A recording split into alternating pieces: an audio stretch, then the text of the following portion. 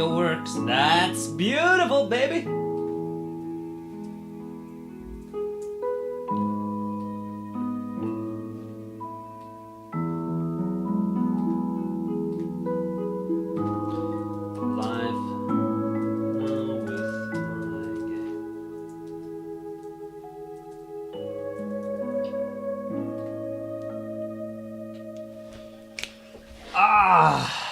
Google is a friend to us all. Google failed me. Google tried to get me to uninstall OBS and install some weird shovelware Adobe products.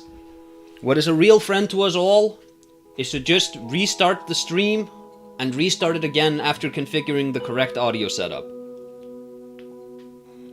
Because apparently my headset is both WHS stereo and WHS headset. And if you don't flip everything to the same thing, laptop gets confused. Hooray. Welcome back, Autumnal Void. So, I suppose, since we're doing a restarted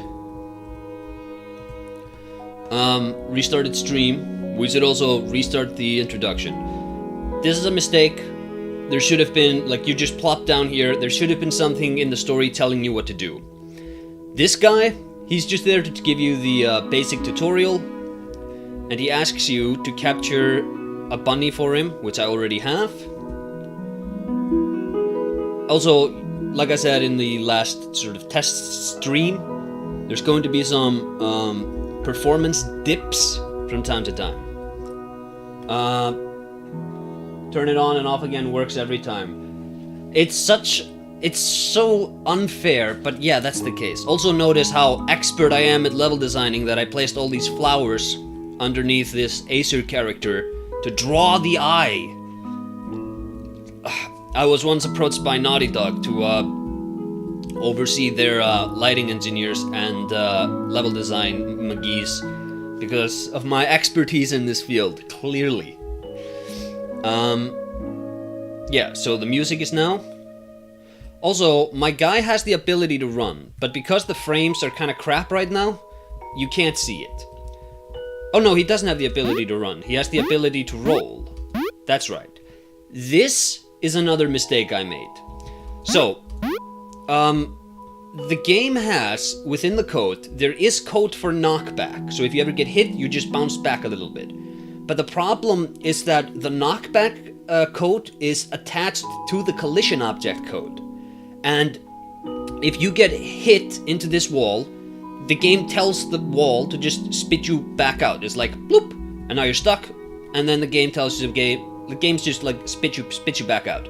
But when you're rolling, like this, if you rolled with the collisions in check, you just kind of get stuck in here, and you wouldn't be able to debug your way out. Also, I gave you the arrow keys are for debugging. That's just like if you ever get stuck anywhere, because this is just like an experimental build of a game. And I wasn't gonna guarantee that everybody was able to complete it. That was a mistake. I should have dummied out the roll function rather than the knockback. That, a lot of people pointed this out to me. They're absolutely correct. I got stuck twice in the trees because of this. Yeah, I'm very sorry about that. Because of this? Yeah, I'm very sorry about that. Because of this? Yeah. Alright, sorry, I was just testing to see how the audio is playing for everyone.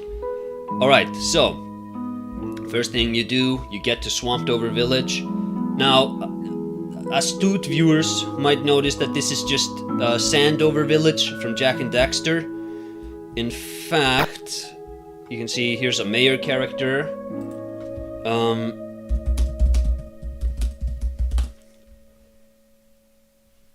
Let's see if I can't just find something for you here.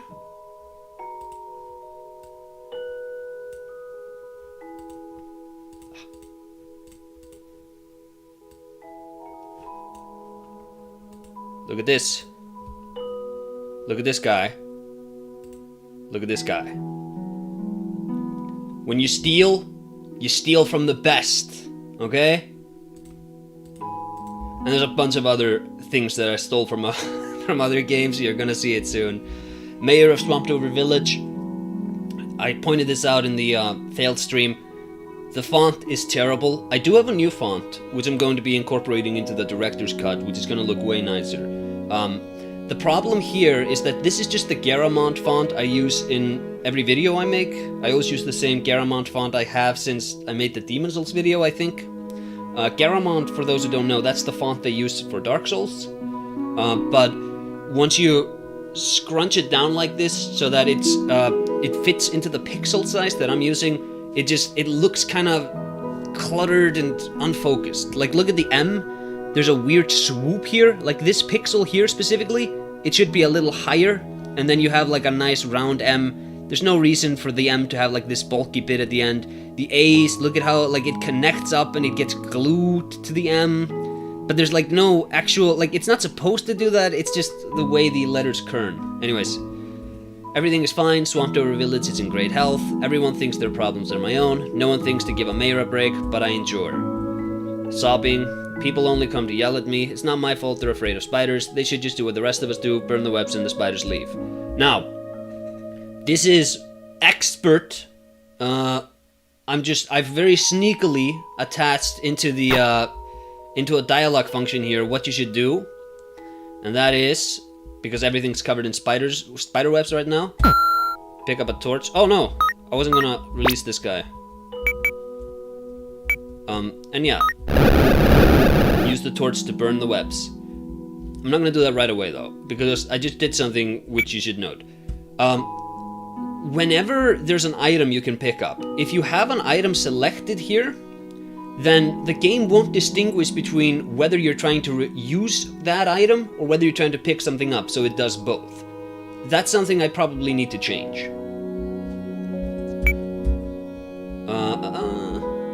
This is the Night of the Ravens. Well, thou art quite a ways from thine home, we gather. This Mars is a place of decay, its state must surely predate thee, and yet thou comest hither. What wouldst thee possibly seek? We are Catrian, the Knight of Ravens, here to find darkness. Our king hath instructed us knights to find the darkness our hearts are drawn to.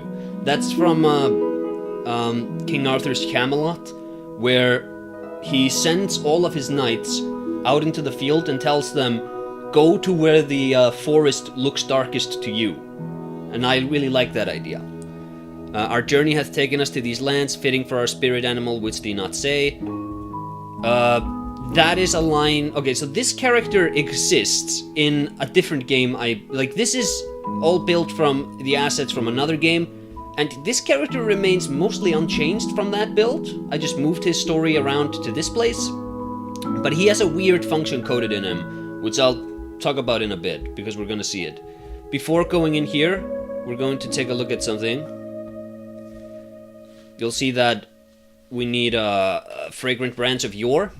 Obviously, Dark Souls 2, I'm shameless, but notice this is more important, is that the descriptive text here, it takes precedence over the HUD elements. That should not be. I should have noticed, I think I did notice this and just didn't care. In retrospect, this is really ugly. It is okay though, because these two clocks, they don't actually serve a function. This one kind of does.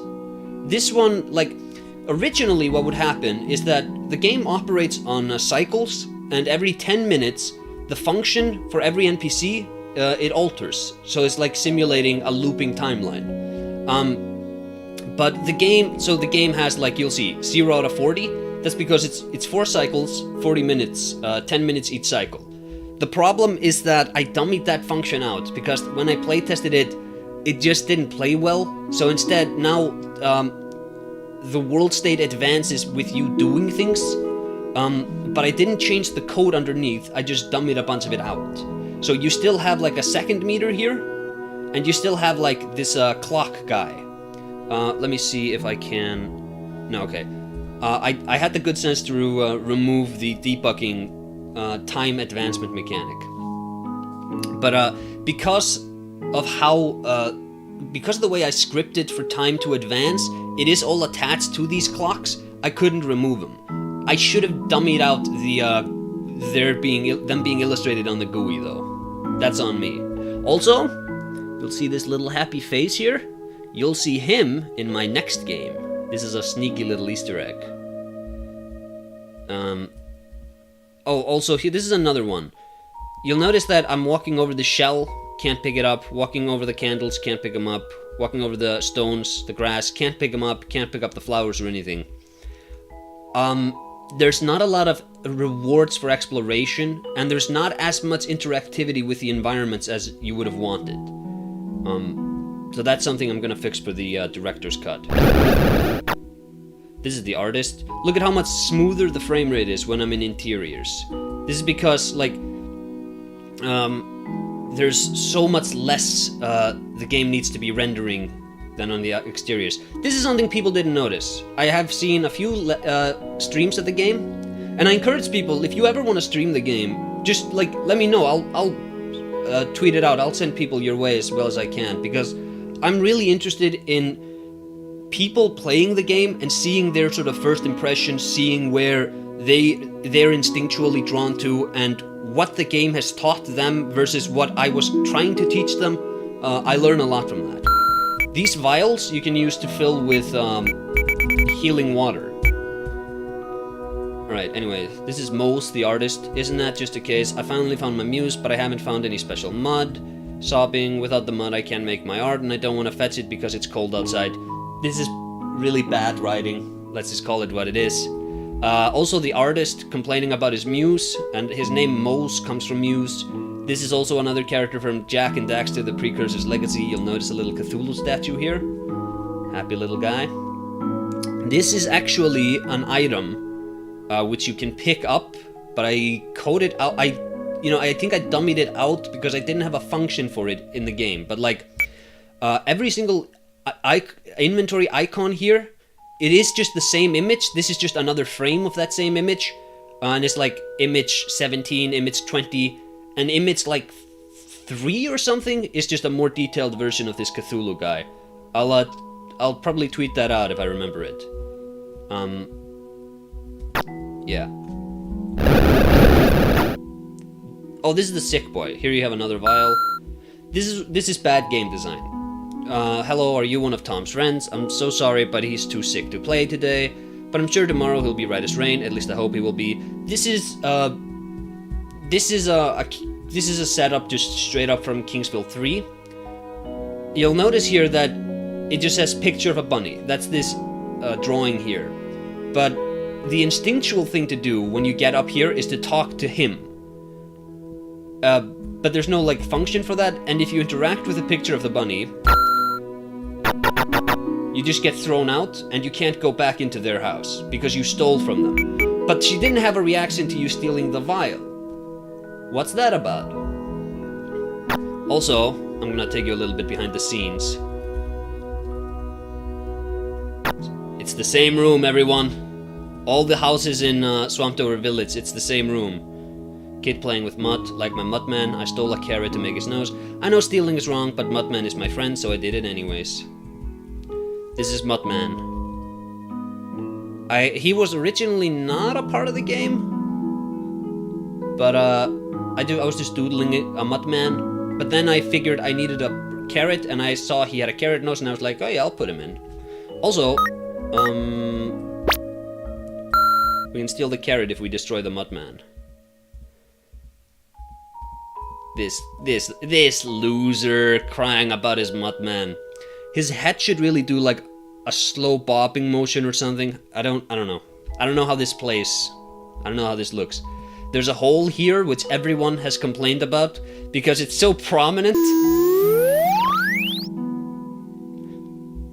I like this though, that there's like a little sunlight coming from above. Lit torch. These are the same ones as you picked up earlier. Just like an alternate way of getting them, I suppose. But there's also a valve here.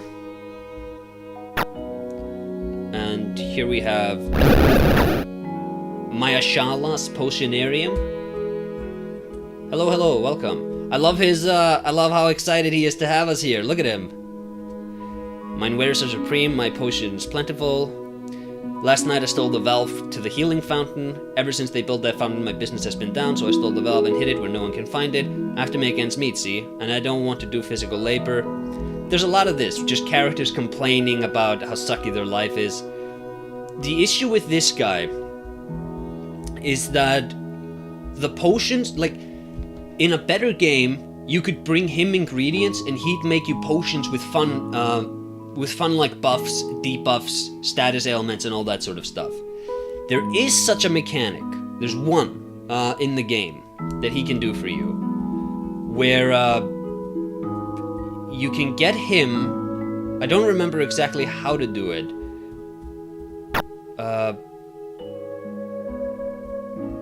No, you know what? It's not in this. I don't think it's in this, at least. Anyways, I wrote a function for him to create a potion for the sick boy, but if you drank it, you just lose health. So it's like, oh, he's just crap at his job. Here's Shayna. Oh, did you come to talk to the Crawdads too? Sorry, but I think they're not gonna show up. I don't think they're gonna show up today. This is based on a friend of mine. She was talking to me on Discord about Crawdads for like an entire day. So I was like, I'm gonna immortalize my annoyance with this conversation.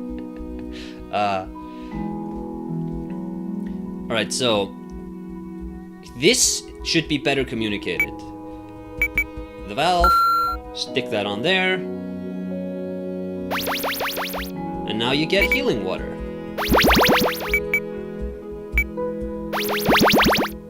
Also, this is kind of annoying when you're trying to fill up, because like even if you have max health, you still get the healing visual.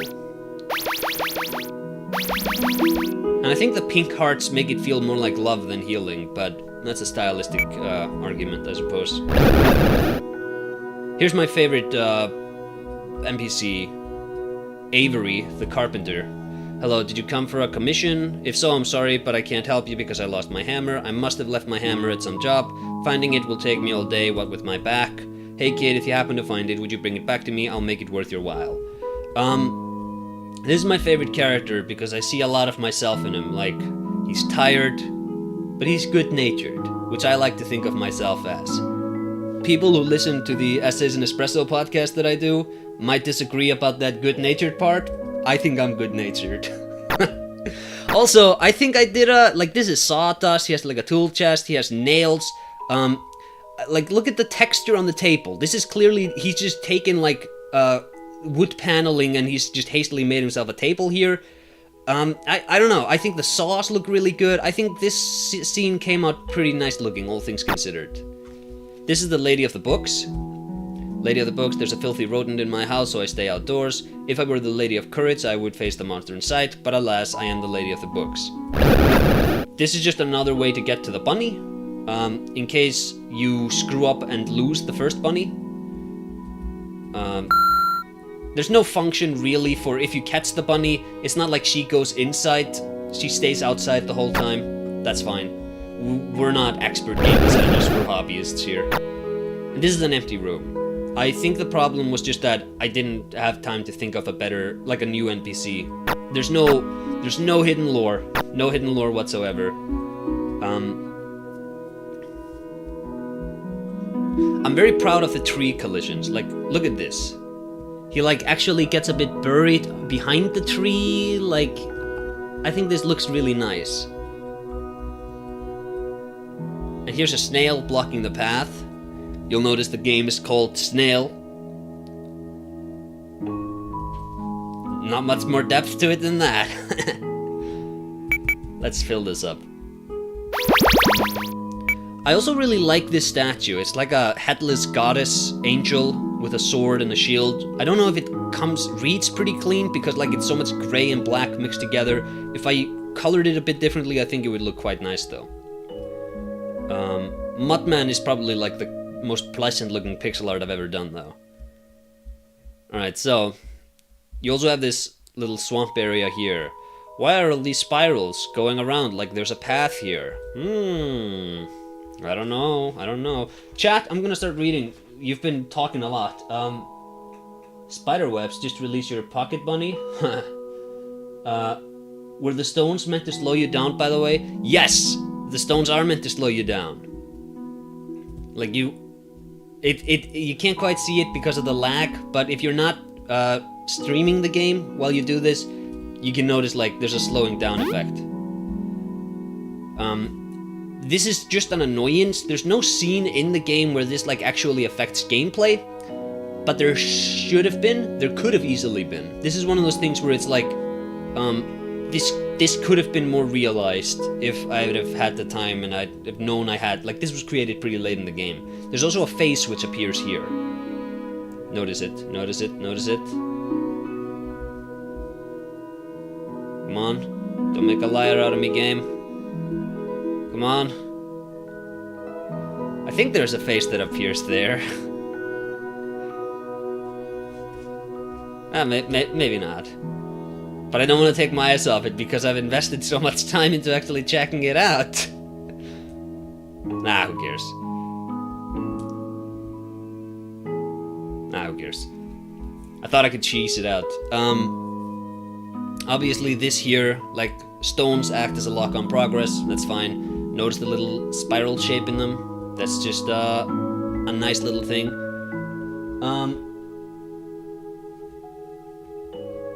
It is all the potions merchant's fault. I thought it was because he's using the water from the river to create the potions.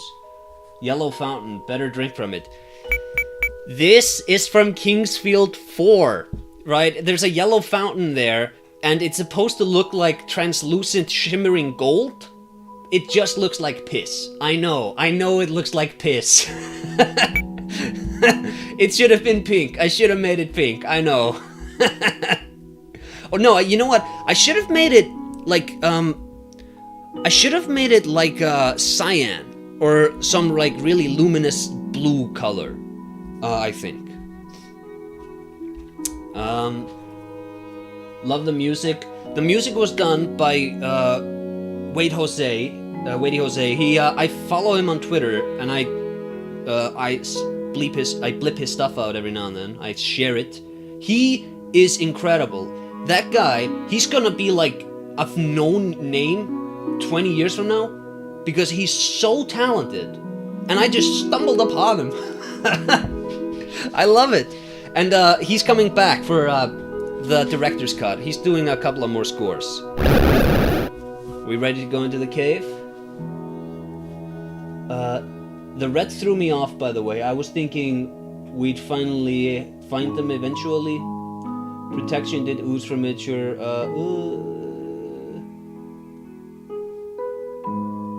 I didn't figure this out till like, well, I'm so lost in a conversation that's happening there. Okay, I was reticent originally about doing this, because this isn't, like, I'm breaking the rules of pixel art here, because these are like, this is just, I just painted a black image in Photoshop, and then I did like a smooth erase, so you get like a gradual sort of erase, and then that image is just locked to the player, and it walks along with us. I was originally hesitant about doing this, but it was the only way I could get shadow to look nice.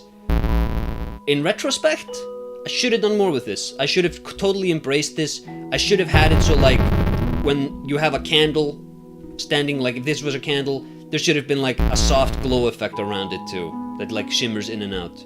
Also, spiders! Strange four-legged spider I found. There is surely a use for this thing, right?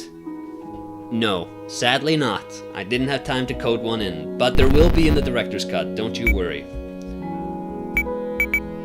But you can like keep them around if you want to. This is another issue. I should have had more sprites for the webs to because right now it just looks kind of like cheap, I feel. I'm also like, you hear that rumbling in the background from time to time? That's set on a random timer. That's supposed to be like building up an ominous noise. Here's an old snailer. That horrible sound you hear, take note. Deep below this ground there is a monster. It is dangerous to go alone, but so it is for all paths worth taking. That doesn't mean anything. It's just like from Zelda, but it's supposed to sound off here. The line really should say, it's dangerous to go alone, and yet go alone we must. Or something like that. Because like, but so it is for all paths worth taking. It's dangerous to take all paths that are worth taking. I don't know. I love that. I'm not changing that sound. People have complained about the sound. They're like, it's too goofy. I know it's goofy. I love it. It's the point. It's supposed to be goofy. What are you talking about? Look at this. There's nothing here. And here's a locked gate. Ah. And then there's a valve here. Also, this is what I talked about earlier, where, you know, you interact with something in the environment and it doesn't differentiate from using an object. Should have had more of this. Should have had more of you, like, spinning wheels and opening up doors and stuff like that. Because I think Zelda is a really good dungeon crawling game. I've never liked the dungeons in any Zelda game. I think the dungeons in Zelda are always terrible. But, like, this formula, it does dungeon crawling really well, I feel. The sound effect was really good. Thank you. It's like, whoop. There's also a beautiful little animation of him like shrinking and like waving his arms. And I also love, and I'll show it to you again when we're out of here. When he lands, he's just like lying on his side, hands sprayed, eyes closed. He's clearly in a lot of pain. I like this skull. I think the nose kind of steals away from it. I probably shouldn't have used that. Anyways. Okay, so now this is like going into a prison cell or a dungeon cell. Should have been like a prisoner like clawing his way out here with like a short blood trail or something. Or like just a skeleton. And then there's like a bunch of spider eggs you can loot from the skeleton or something. Just because it's weird that this guy managed to break his way out, but this doesn't go anywhere. Also notice, it's very faint, but there's like red claw marks everywhere. I like these chairs. This is like chairs with nails on them. Iron Maidens. I had coded for these things to like walk around and open up and try to eat you. And I thought, that's such a cool enemy design. I couldn't get it working right because they're so big and massive. And then Elden Ring did it. So if I do it now, I'm gonna be the one who's like stealing from Elden Ring. I had the idea first. Anyways, you'll notice they have little poop buckets. Yeah, and like if you go upstairs, it's like locked. So we have to go downstairs. There's like more and more web. And now there's web flying towards us. I feel like this is poorly communicated that you're in a boss fight. There should have been like a health bar or something at the bottom, probably. But then nowhere else in the game is there like an enemy health bar. Ouch. Also, this is good, like, because these use the same wall collisions as anything else. And notice what happens, like, this has knockback. Like, he's stuck in a web. So it makes perfect sense that, like, it happens. It's like he's just glued to a wall, but because it's web, you can burn it. I think that plays really nicely. Also, you have endless health. You just lose stamina when the web hits you. You don't actually begin to take... You can't actually die in the game until after you've done the church. And this dies in one hit. But I'm gonna give you a bit of a look at it now. You can see that it's got like quite a massive body. I didn't do more detail in the back because like you can't see it anyways. But yeah. And now the rumbling is over. Another chair. Key. And a fragrant branch of yore. For me, the skeletons showed how many people have died from this creature. Oh yeah, I suppose. You could read it that way. I was trying to interact with the Iron Maidens in case you did. I'm so sorry.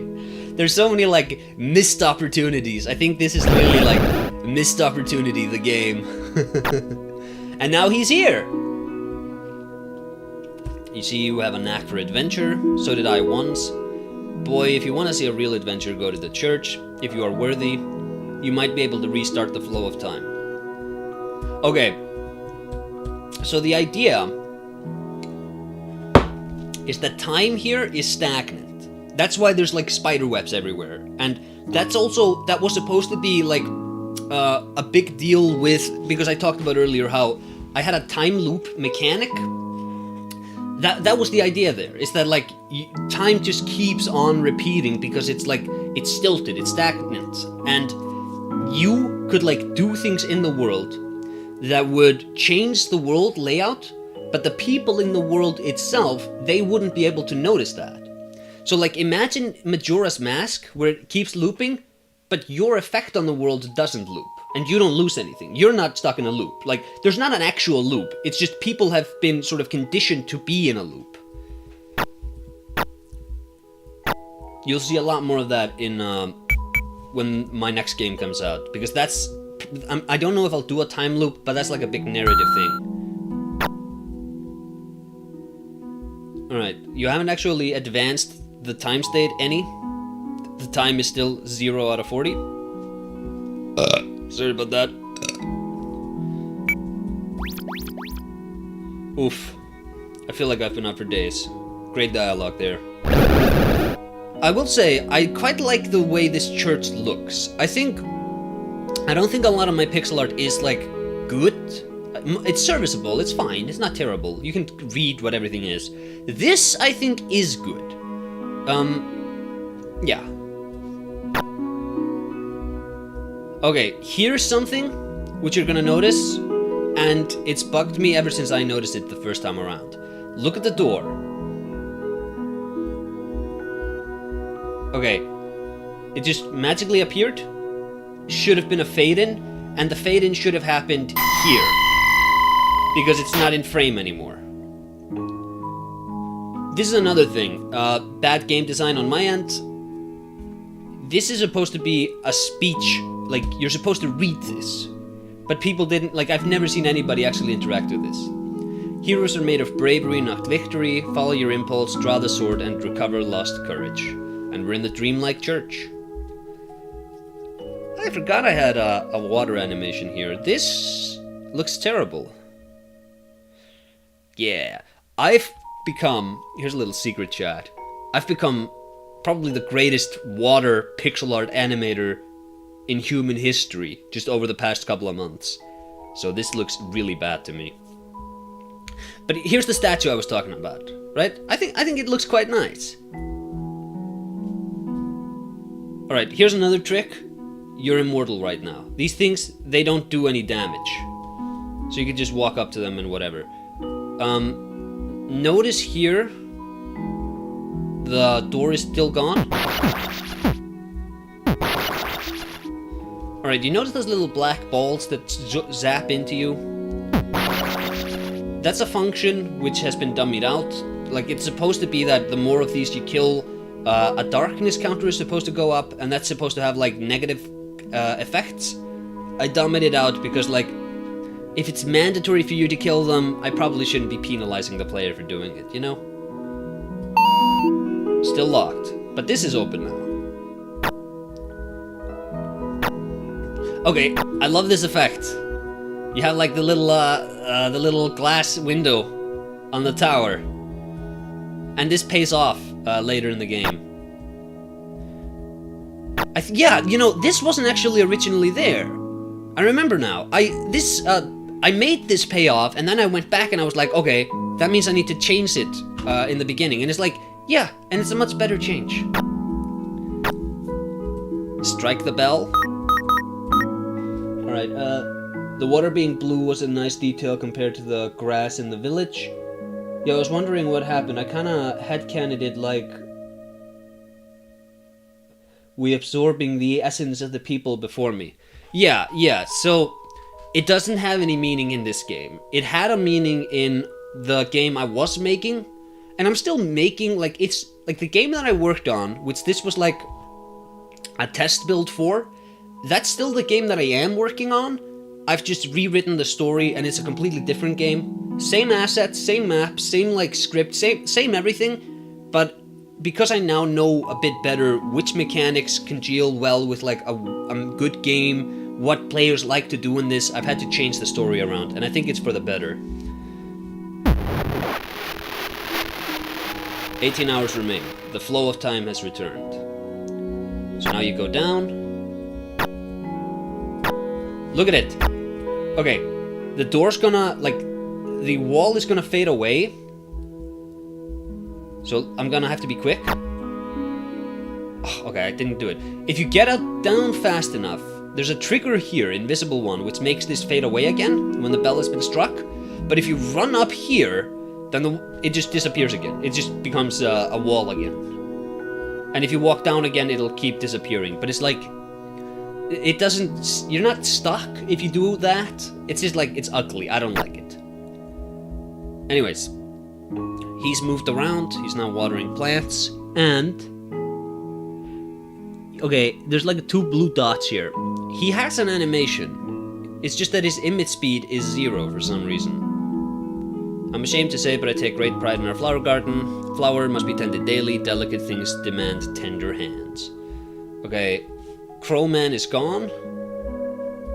And maybe this is a mistake. Your mileage may vary. You should have been able to walk into his tent. Who's messaging me? Do they not know that I'm streaming? Do not disturb. Alright. This is, I think, another mistake. There should have been more NPCs outside, because I don't know if players implicitly understand that because the world state has advanced, these people have moved around and they have new things to say.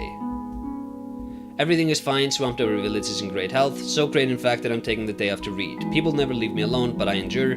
Which book, which book? I lent my favorite to that man in the rotted house in the other town. I shouldn't have, but truthfully I just wanted him gone. There was something not right about him, something unearthly. Ooh, chat, what is this hinting towards? Cut content, that's what. I'll show you when we get there. Hey kid, you're gonna play in the mud anyways. Why not fetch me some of that special mud down south? This is good writing, okay?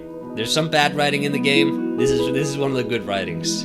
You're gonna play in the mud anyways. You should probably listen to me, I'm a grown-up, hurry up. They still won't let me in. Okay, this is what I'm talking about. I noted this earlier. He's just like, look at the anguished look on his face. Oh, this is another mechanic. Look at how he glows. I'll talk about that in a bit. Shayna has new dialogue. She should have moved to stand like over here or something. You probably think this is weird, but I'm sort of a crawdad myself. You wouldn't get it, but trust me, it makes me cool. But like, maybe you can be a crawdad with me. We just have to wait for them to come back and ask them. How about that? Sure, Shayna. Hello, welcome to Potionarium. We settle all your potion needs. Yes. The hardest part of my business is getting flasks. People like to keep them. They don't realize you need specific flasks for specific potions. Healing water needs crystal flasks to stay potent. Growing juice must be stored in wood. Again, why am I hinting towards the existence of something called growing juice when that doesn't actually exist in the game? These are things potionaires know, everyone else is stupid. Hello there, boy. Did you find my hammer by any chance? Remember, if you see my hammer, please bring it back to me. I'll make it worth your while. Here's another thing. Like, now you're going to learn behind the scenes of video game writing. That hello boy, when you talk to him again there, I specifically wrote that sequence to work even if you haven't talked to him already. There is not a single interaction in the game outside of like the mandatory story interactions. There's not a single one where it's like where somebody is talking to you as if they've already talked to you. Every single one of them functions as the first meeting.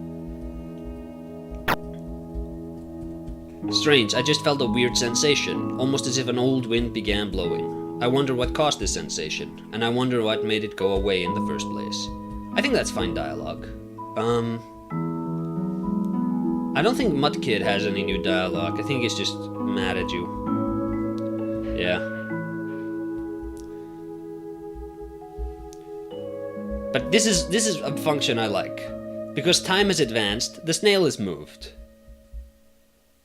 And now you're like, okay, the next lock on progress is a swamp. Here's some of that special mud. And now we can talk to the old snailer outside. You can actually see him when time is like at a 0 before we could get to this place. And that shouldn't be, because he should have just been in the dungeon. Also, you'll notice that that little shimmer to draw your eye to talk to him, that's actually hovering up like at a higher layer than the player, so it's like above him now. That's not good. I see you've rung the bell. I take it then that you're ready to dive into the nightmare. There's a visitor from an unnameable village close by. Deal with him if you wish to cross the marsh. Okay, this is a bit of a fake out. The visitor is actually just right here. I can just show you. Aha! Let's not. I don't want to trigger anything here. Here's a farmer. This guy should have had a longer story. He doesn't. Farmer Michael. Aye, the sun shines on my withered land. This harvest will be terrible. Feel free to whatever you find, if you find anything. Yoink.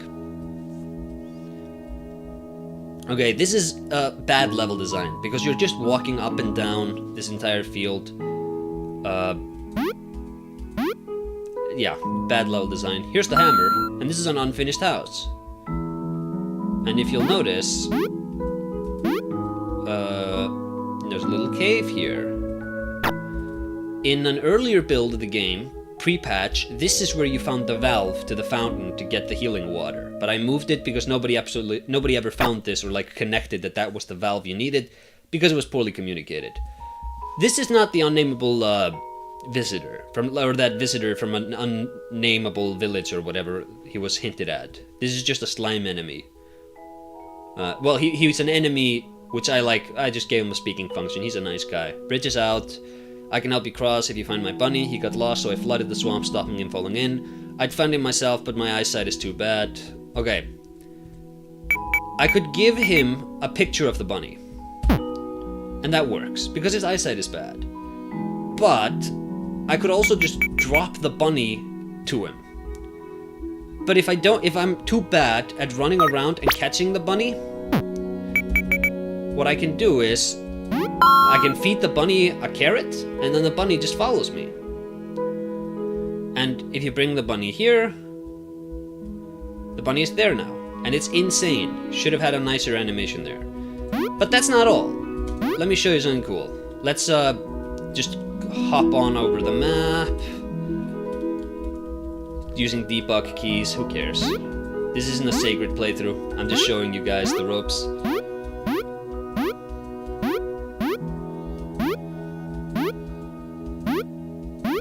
Alright, so Carpenter, here's your hammer. Now, if you talk to him, you'll notice that, like, when you're here, this is his name. This just spawned in, but it's underneath his name, so people are commenting like, hey, I didn't get a reward for this. Because he's like, wonderful, thank you for bringing it back to me. Please help yourself to any lumber you want. Those planks over there, for example. Right, but like, this should have spawned, like, down here. And maybe with, like, a little flash, so people would notice that that's what happened. Because I think he may come across as, like, a dick, and he's not supposed to be a dick. He's supposed to be just a nice guy. Like me. Artist, here is your mud. And we get a clay bunny. Thank you for the mud. If you want to show the art piece around, feel free. Just remember to bring it back. You should probably listen to me. I'm a grown-up. Oh, I didn't write any old dialogue for him. That's fine. Okay, so now...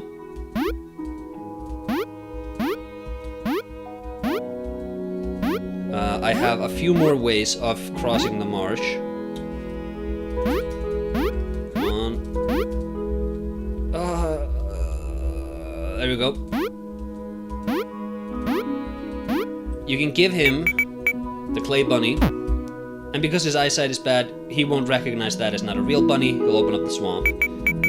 Or you could just... And then he's like, what have you done? So yeah, there's many ways of actually doing this. And now you get like, press shift to activate your shield. When your shield is active, you don't lose health. I don't think you can blow these rocks apart. I don't think this is an actual cave. No, it's not.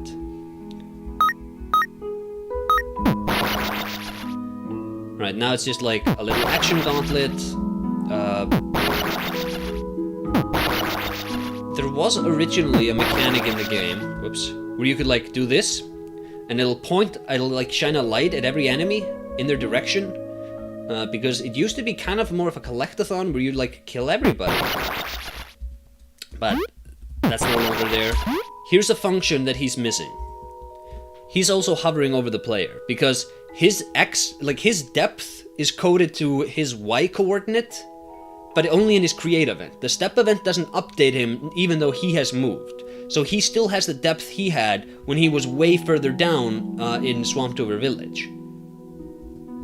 It is said that this marsh is host to decay, that rot is drawn to it. Why would our search for darkness take us hither? Is our darkness a deep decay, or are we drawn to it by our nature as rot? Just flowery language. Don't read too much into this. Because again, this is not a coherent story by any means.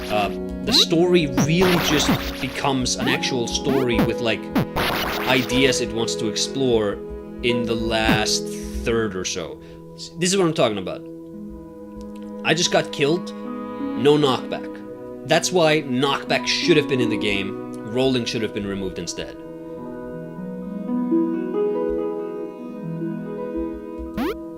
Because now we have to do this again. Enemies don't respawn, so like that's nice, but I don't know, I feel like there should have been more of a penalty for death.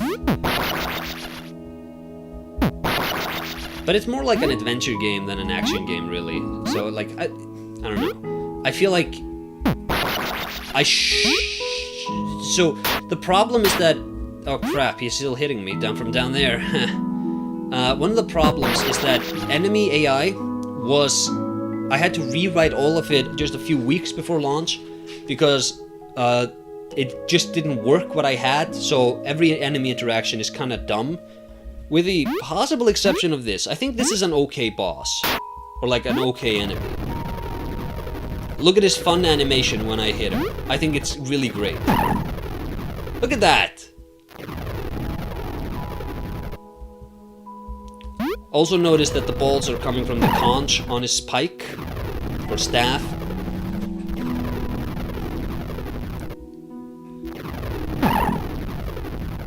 You'll also see that he has gray hair and blue skin.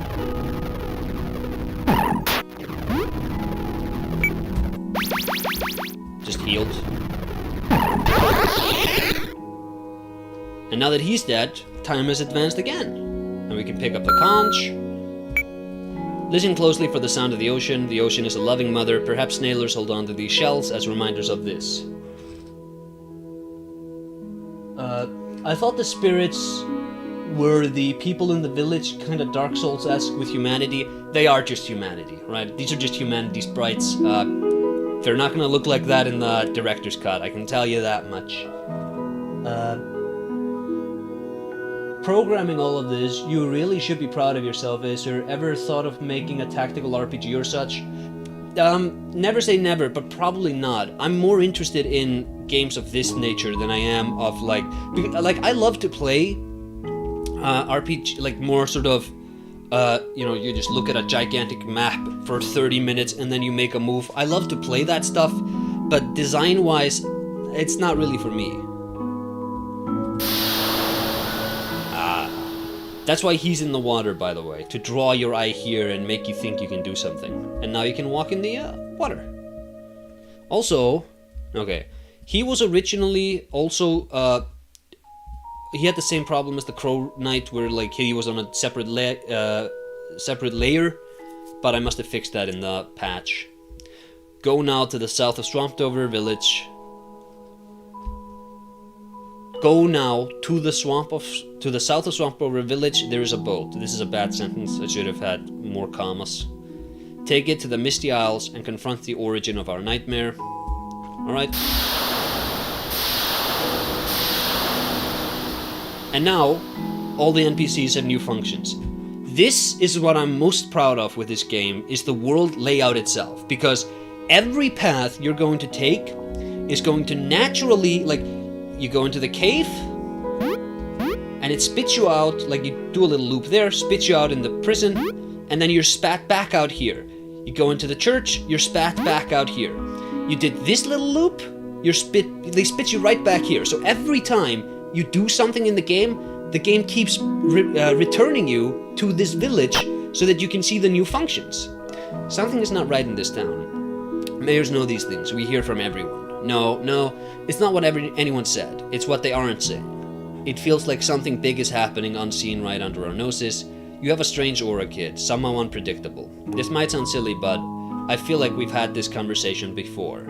Okay, this is what I'm talking about, where I used to have actually looping dialogue, like a looping timeline, because you were supposed to have, like, you would play the game and you'd maybe talk to him many more times, and then you'd see this again, and it's like, oh well, we have, right? I was trying to present this idea of stagnation with the mechanics through this conversation, but because I dummied that function out, I think it just kind of comes across as overly mysterious. So there's no deeper meaning to this, it's just leftover code from an earlier build. What's going on here? Do you know what the spiral is all about? I see a spiraling shape in my dreams. I wonder what it means. Of course, the spiral. Shells. Uzumaki was not an inspiration on the game, strangely enough. They still won't talk to me. Potion McGee. Potionarium, the only potionarium. Fresh ingredients, finely crafted potions, yes. I love making potions, but it's hard to stay indoors waiting for customers. Staying here makes me feel like the world outside is passing me by. Like I'm stuck, but I'm still getting older, you know? This is just like, you know how when you're designing games, you begin to feel lonely because you're not talking to anyone and you're just like banging on your keyboard all day for like a month? This is that coming through in the writing. Sad guy. Oh, hello. This might sound strange, but you should enjoy being a kid. Like, again, nothing here indicates that you two have met before, but the dialogue is like, it's distant enough, but it still also works as like an introduction. One day you'll have back pains and you'll tell kids to value their youth, just like me. Are you leaving our village? Please don't forget us. I know this sounds strange, but there's a lot of that going around. And there is, because everybody's talking about strangeness. No luck. I don't think the crawdads are gonna show up. They don't come every day. Though, to be honest, they've never been away for so long. I really hope they are okay. I really wish I had put more of a function to that quest line, because there's no, like, you don't find the crawdads or what happened to them or anything like that. Also, this glimmer should have disappeared by now. Failed game design.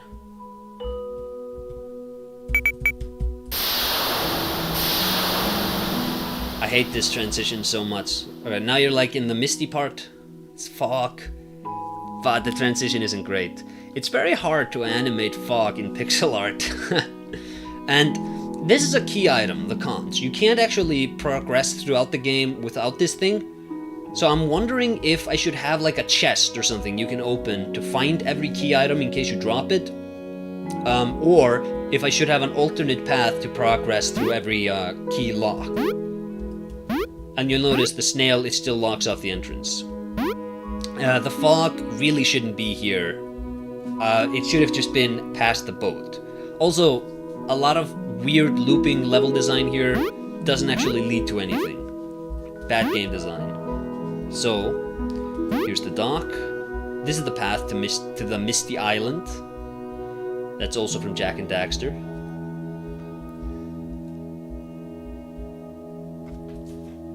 I was scared the crawdads were gonna come out and grab her. I'm not that cruel. His flapping arms. Yeah, I know, he's got great flapping arms. Also, the player character has a flap. He stretches out as an idle animation. Check it out. It takes, I think, 10 seconds. Do it. Do it. There we go. Alright, sail to the old swamp. Was the point to make you feel lost? Well, the point is that the map is really small, and I'm trying to, like, not so much lost, but I want you to lose your sense of direction just a little bit, so that, because we're now going to an area that loops right back to the opening area.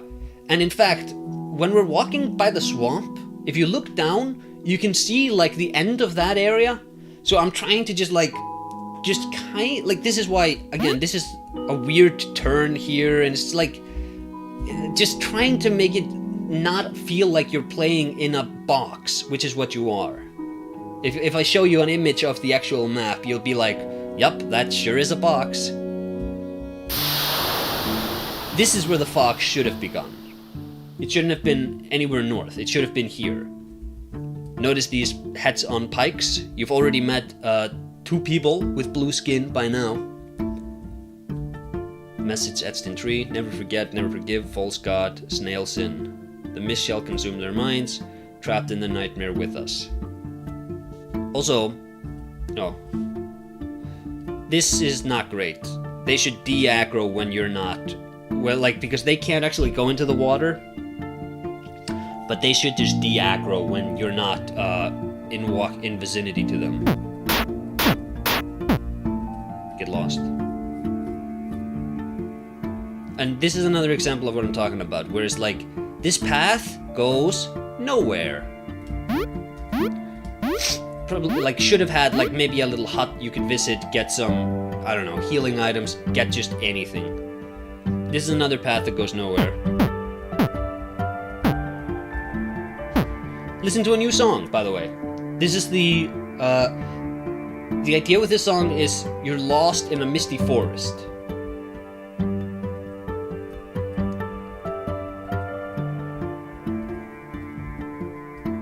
Look at this guy with a crow on his head. And this guy's from Bloodborne.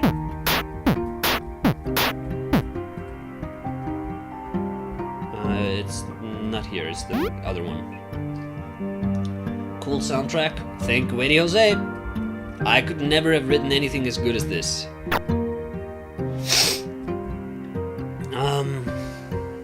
Oh yeah, there used to be an enemy here, but it was just, like, it's always hard to fight in these sorts of enclosed areas because the wall collision just eats up your sword.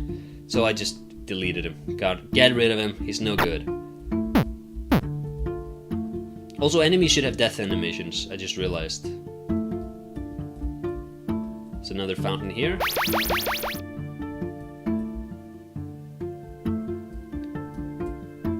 And yeah, if you're gonna test out the game, I'm telling you right now, the combat is shit. There's no excuse for it other than just, I had to rewrite it all when I had like 2 or so weeks before I was gonna release the game, and it's like, things just, you know, you have to prioritize finishing some stuff over others.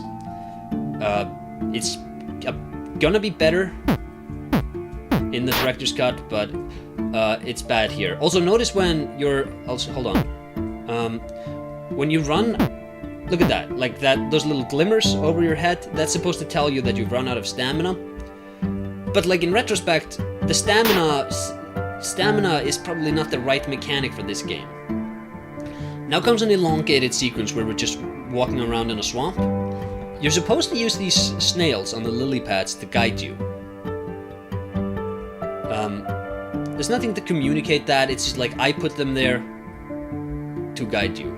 Here's one, I think another one is, no, it's here. And then here. Here are the crows. Make way for the visiting god, caw. And this is a nod to how in real life crows can talk. They can speak human words. They have no business speaking human words, but they can. That's exactly what I got with added feeling like we're getting closer to something. Yeah, okay, that's good.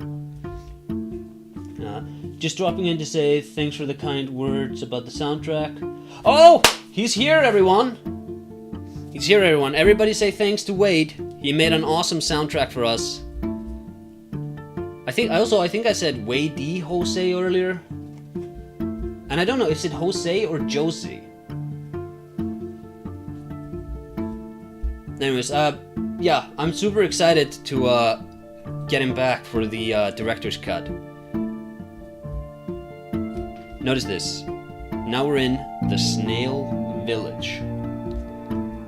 I love this character. Just the design of him. I can't believe I assembled something that looks this good. He's got like a mushroom head, like it's his helmet. And yeah, the reason no NPC has eyes is because of Kingsfield. I love that style. Hope you two keep collaborating. Aww. Alright, go away. Outsiders are not welcome here. Please leave us alone. There is nothing left for you people to take. I feel like this character does... Like, 90% of the coming area is this guy. Just telling you, like, please leave us alone. And you can see, like, this is Bloodborne. This is the Fishing Hamlet Massacre. The Great Tree God came today. And this is like really lazy storytelling on my end. I just put down a bunch of notes telling you like what the story is rather than have it be interactive in some sense. Probably gonna fix that for the director's cut. Oh, it's Josie. Alright, that's awesome. I'm gonna start crediting you correctly then, because I think I've said Jose every time. I'm so sorry. Dead. All of these, it's the same sprite, just different, it's like an animation. Their image speed is 0. This is like image 3, this is image 4. And they are plopped outside of their homes, because otherwise you'd think, why can't I go inside the home? But because they're in the way, you don't think that. God sailed away today, promised to come back. What is this great tree god that they're talking about? God came back today, said he wanted us to take us with him. Said he wanted to take us with him, yeah. Just making sure I got that right. God said to bring him our transformed. He has made a home for them. Alright. But what is this? This is... Okay, here's a problem I have with this area. I think it's a bit too long. I feel like if this had been much more condensed as like a village, then the rest of the area could have been done for some... could have been used for some storytelling. I love this face here, where it's like graying hair, mustache, little eyebrows. This looks really good to me. Sad that he's just a head on a pike, but what are you gonna do?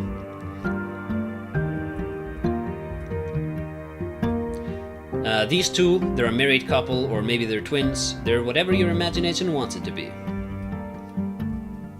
God has given home to most of our transformed siblings. I'm so happy. So who is this tree god that came and took all of the people from the Snail Village? Oh, that's dead. Who is it, chat? Who could it possibly be? This guy probably shouldn't be here. Instead, this is supposed to be like the mayor's house. That should have been like just closed off.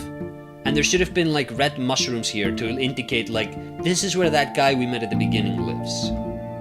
I also love this like weird trifork. It's like, is this used to hunt snails? What is this? Why has God done this?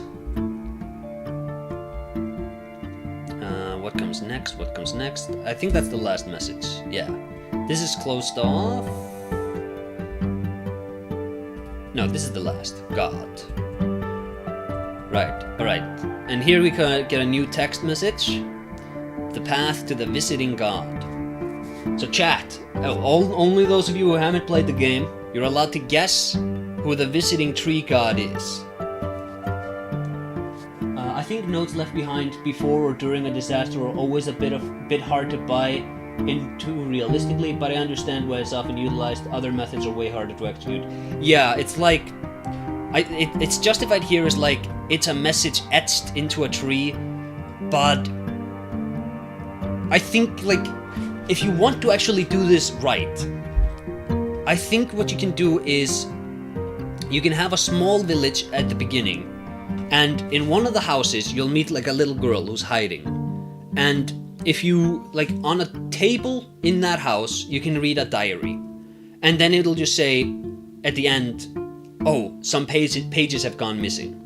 And then as you walk up here, you can find those pages and then you can read more, and it's like optional, right? I think that would have worked much better. Whereas with this, it's like, this is such a big, because it's also, the problem is also, it's such a big area and there's nothing going on here. You're just walking through it. And it's like, there's fog, so you can't quite see anything. It's just like, I don't know. Otherwise, it would be a trail of dead, dying people, which also presents problems. Yeah. So with this section, I kind of went way too conspiracy theorist. I thought because of the heads on pikes, people were turning into trees slowly because of the tree god. Oh, nope. No. I'll tell you all what happened and what the tree god was all about when we reach that section. But it's time we meet the visiting tree god. It's just a ship. That's what these people thought a visiting tree god was. And I like that. I don't like this opening. I feel like it should have been like... This should have... Okay, so... like, this should have been flooded, the first level of the ship, and it should have had like an animation of the swamp here. I like this idea. I'm very proud of this idea, that these people are talking about like a visiting tree god, and when you see it, it's just, oh, it's a cargo ship, right?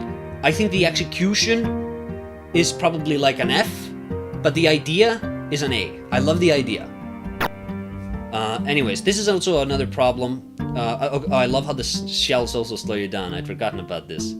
This is another problem, is that no enemies, nothing to find here, no hidden items or anything. It's just like a ship. Some cannons, some beds.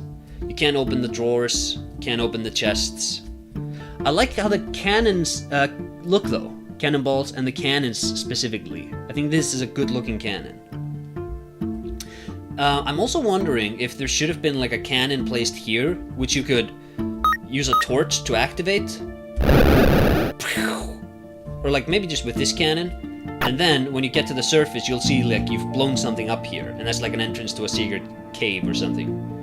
Anyways, wardrobes. For some reason, like, this is a bit hard to buy that it's just wardrobes. That's another problem I have with the game, is that areas just feel really empty. And it's just like, oh, there's 10 wardrobes for some reason just cluttering the area. It's because like this is supposed to be barricaded because there's like maybe an uprising or something. But like even then, one of these should have been a desk. Maybe one of these should have been a chair. You know.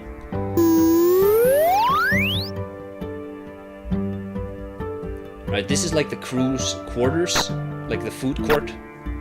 And you see, you can't actually get out. But there's a cannon here, or like a bomb. So...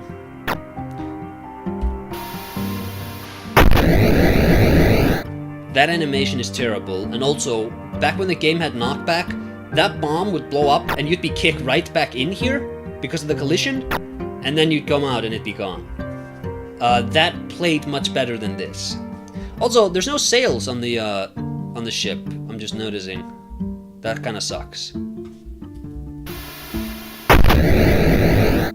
I think the sound effect is pretty good though, especially like when you drop it and it's just the fuse. Listen to that.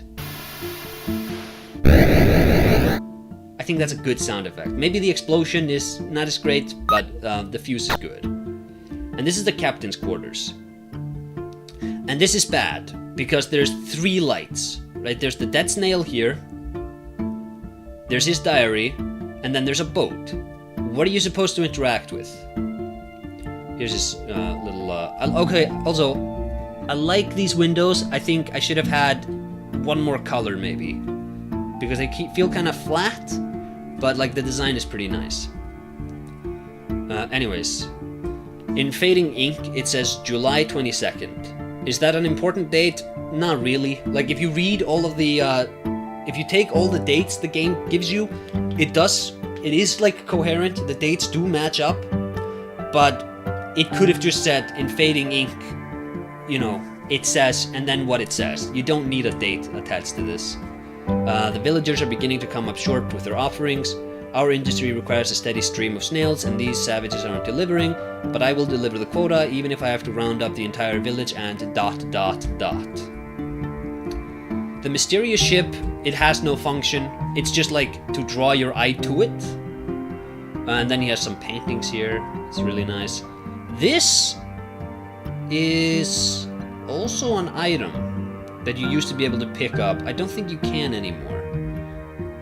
This is just like a charter or something. There's some snails, and here's a dead snail that I think looks pretty nice. Snails look nice in pixel art. And let's touch the darkness.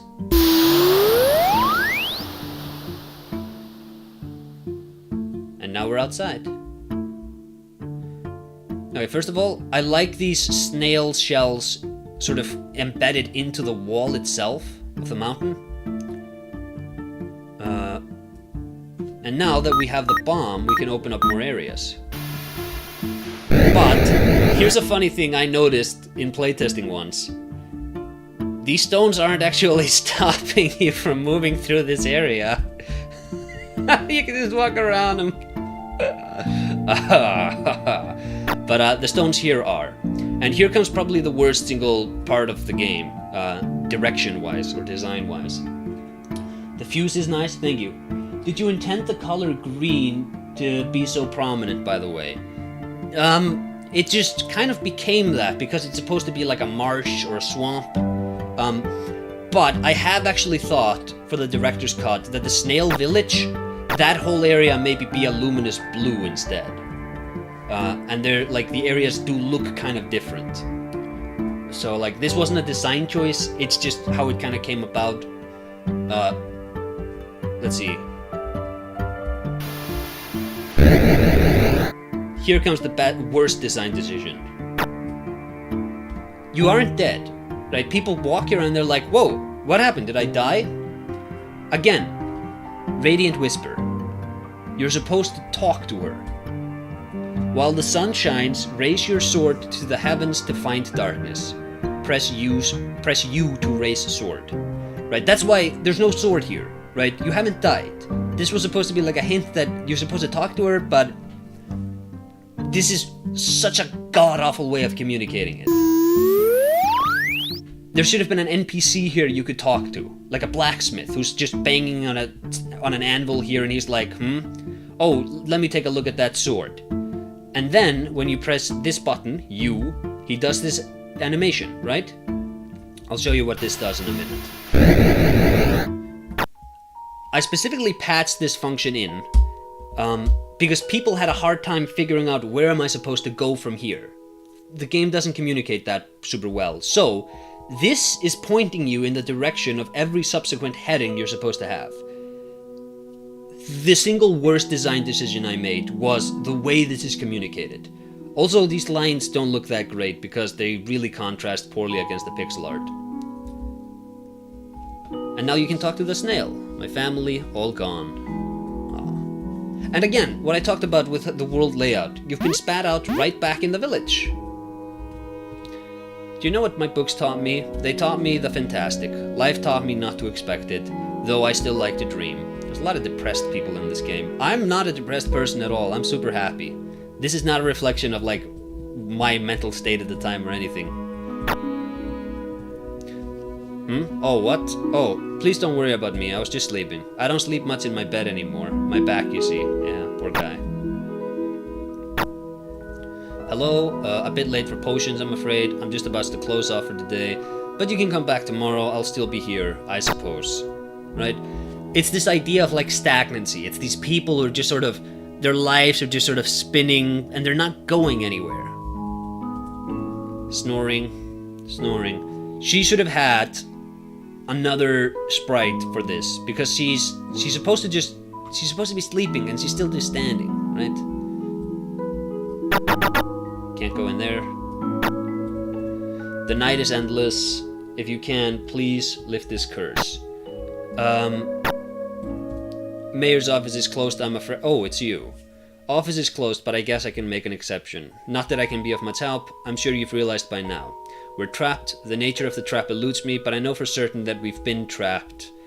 I know you're just a kid, but please save us all. Again, the trap is like the stagnation, and that was supposed to be communicated with the looping timeline, but because that mechanic just didn't play well, I had to remove it. And these sorts of stories, they don't come out that great, and I should have rewritten it to accommodate the new system, but just didn't. Kind of a regret I have, but like, it is what it is. Anyways, now that we have the bomb, we should actually do something. Because there's an interaction waiting for us up here. Okay, another huge mistake I made.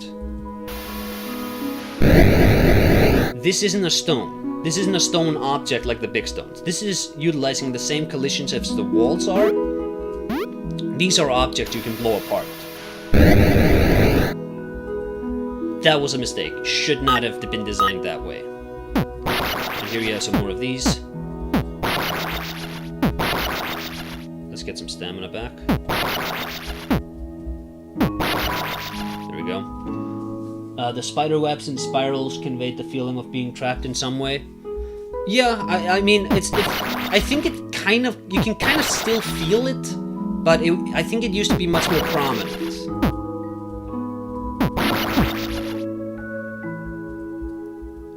So this is a function. This is just like hiding a door transition, but you still hear the door sound. You're in a different map now.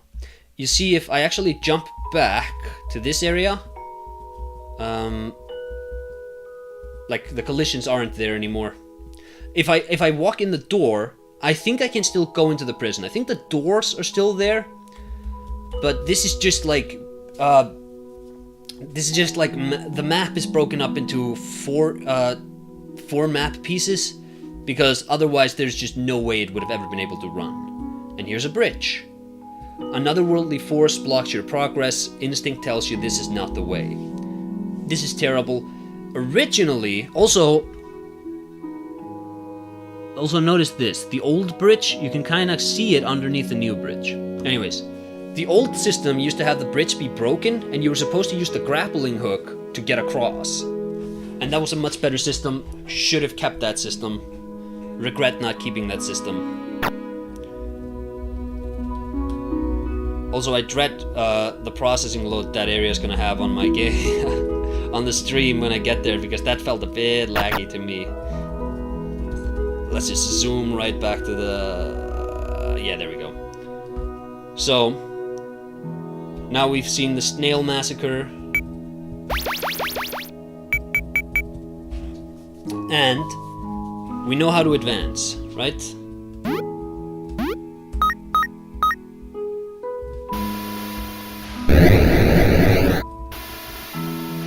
I suppose we'll begin with the school. Yeah, this is kind of poorly chugging along there. Here you can see, like, broken bridge. You can go across it to get to the school. There's no reason why you shouldn't be able to use the planks from earlier to build the bridge here. That should have been a function. I didn't code it in, sorry. I imagined a little gate there, yeah? Yeah, well, maybe it just should have been an actual gate. I think that probably would have looked nicer. This bridge, can we appreciate this bridge? Oh, I think I know which bridge you're talking about. Okay, the mayor said earlier that he lent his favorite book out to a strange man from the other village. This is that, okay? Notice that the trees here, they don't have the same image as this. They have like an evil eye and like a malicious grin. This used to be a door, and you would walk in it, and there would be a hidden forest section here. And you'd like just walk through it, you'd walk through it, and you'd keep walking through it. and you'd get to this hidden house. Notice also that like this tree, it's on top of the house. It's like really poorly designed. I can't believe I missed this. Oh no, you know what? This looks alright in the, because like, okay, so this doesn't have any, I don't think, oh it does have an, this is just poorly laid out by me. Anyways, this was supposed to be, this is a much earlier draft of the story. This is the color out of space from Lovecraft, where a meteor lands and this house begins to rot. And then the man who lives in this house, he begins to like travel the country and he spreads the rot with him. And that's like a much earlier draft of this story.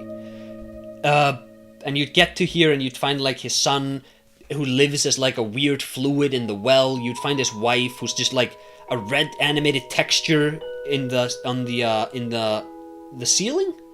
Not the ceiling, the crawl space or whatever it is, that top floor. And it was supposed to be just the color out of space. But I changed the direction and I went with this snail curse instead. And this is one of those things where it's like, I would have put it in there if I'd have had the time, but I had to meet deadlines, and this was not an important enough thing that I could have done it, so I just cut it out. Also, this looks terrible because the rooftops are too clean. They should be covered in like rot and trash, and the wood doesn't look like, it should have water damage. Also, this rippling effect is really bad because it's just like the waterfall effect.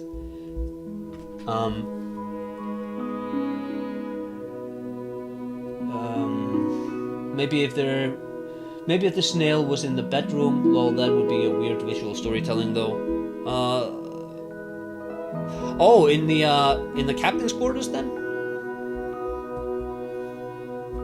Right, so originally, this is also another thing. This village wasn't flooded. This was an area you could just reach, and you'd have to walk through it, and it had like, you can kind of still see it, not that super well though, right?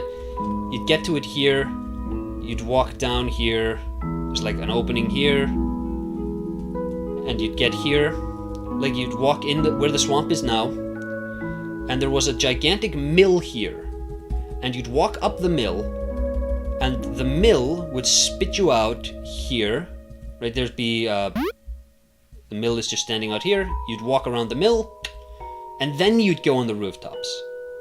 Right? It was, and then you'd walk, like, I had to reverse the way this area works, which is why, like, this bridge is out, this bridge is open.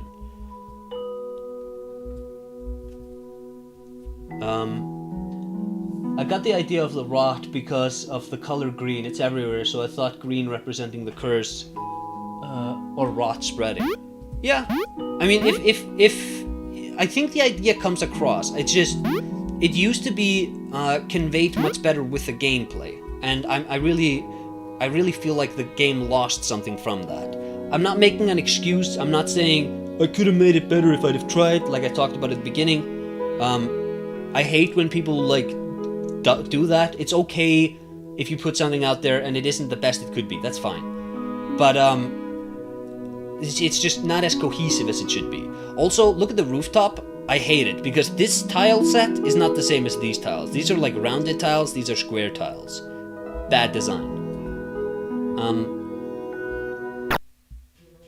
And now we have like the horror song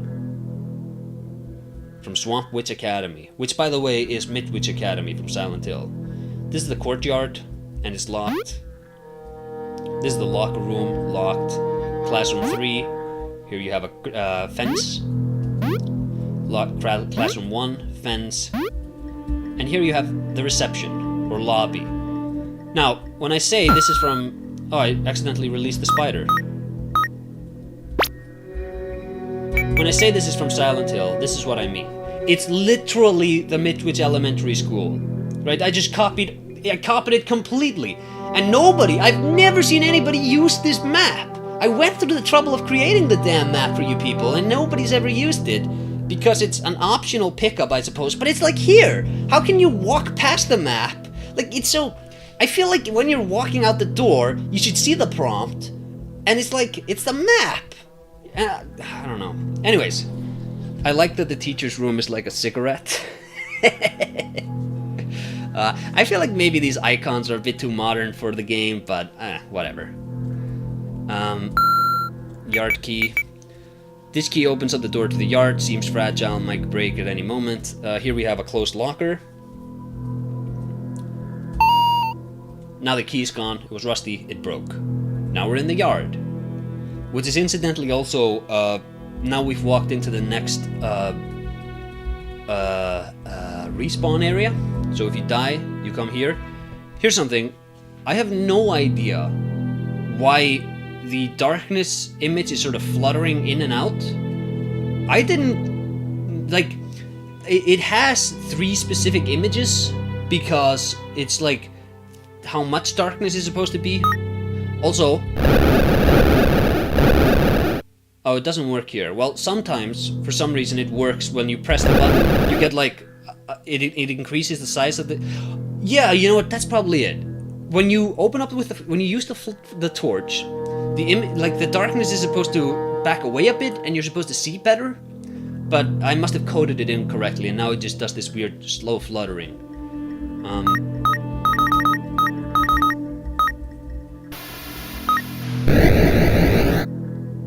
This is good level design.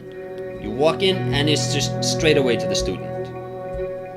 What have you done? The noise, you've surely awoken it. Is it awoken it or awakened it? One of these questions we'll never know the answers to. The monster cannot be killed. If it sees you, run. Players were supposed to actually like talk to this character, because if you try to fight it, you're not gonna win. There is no way of killing it. It first came from the basement. Strange ritual, cannot escape now. The creature was upstairs sleeping when I last saw it. I was heading for the teacher's office to search for a key, but I ran down when I saw it. Listen to me. The monster cannot be killed. If you see it, run. Why did so many of you still try to fight it? I don't know. Anyways.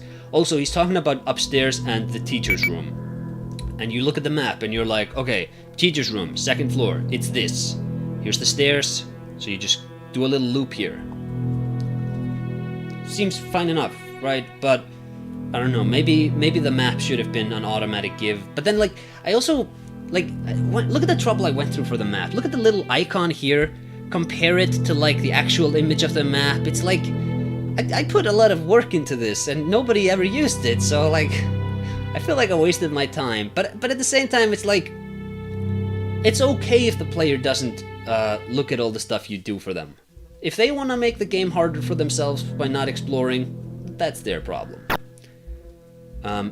So there's only one area we can go, because everything else is fenced off and locked. Please return books here. This is the library. This is just like a collection box for the books when you're returning them. This is locked. But this is also within, like, when you're walking here, this fence is visible, because when you get into the teacher's room, you get the key. You're supposed to see that now this has been destroyed. And this is just like I've talked about with the villagers earlier. It's just a fence with 2 images. It's the fence and then the fence broken, and now I've just turned off the collision for it. That's fine. Master locker key. This is a mistake. It doesn't, like, there's nothing in here. There should have been something in there for the player to find. If you go around here, it's just classrooms. Stuff that's locked. Okay. But, here you go.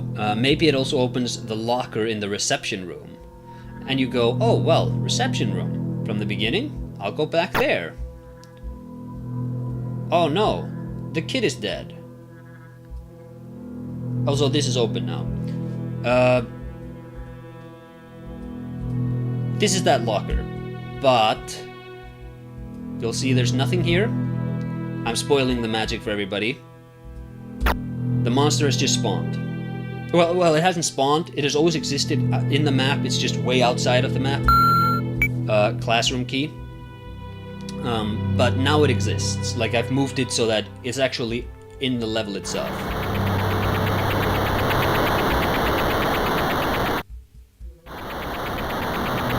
Oh, it's stuck. Hey, that's okay. Oh crap, no, it's not stuck. Oh no.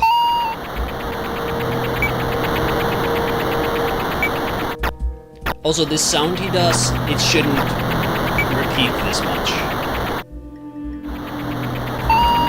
Oh, he got me.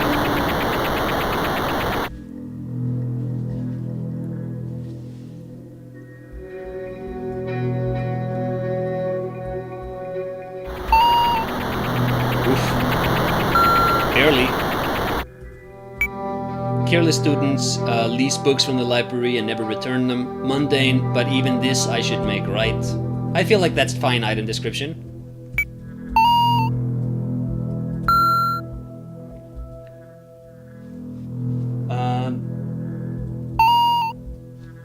My god, that animation. Yeah, of the monster eating the player. I'm gonna collect the book and then I'll show it to you all again.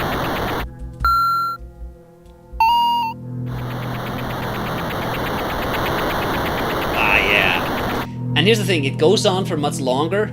It's like a 5 or 7 second animation, but the death timer is for like 60 frames or something, so you don't actually get to see all of it.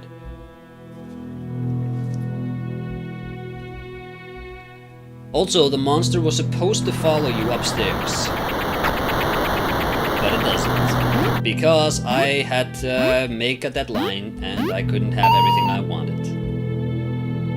So now you get another book. Also, this is just a level design consideration, but it is also a thing from Silent Hill, is that these classrooms connect to each other. So, like, if the monster could chase you here, you could go in, you could go into the other room, and you could exit it, like, so you're not just, like, there's not just one way out. You always have a way to get around the monster. So long as you go into the classrooms. The other rooms are all sort of, they're all sort of, dead ends.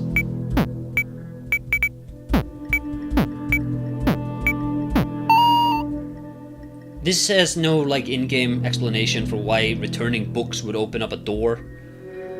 I think this is a case of don't think too hard about it. Also, this is missing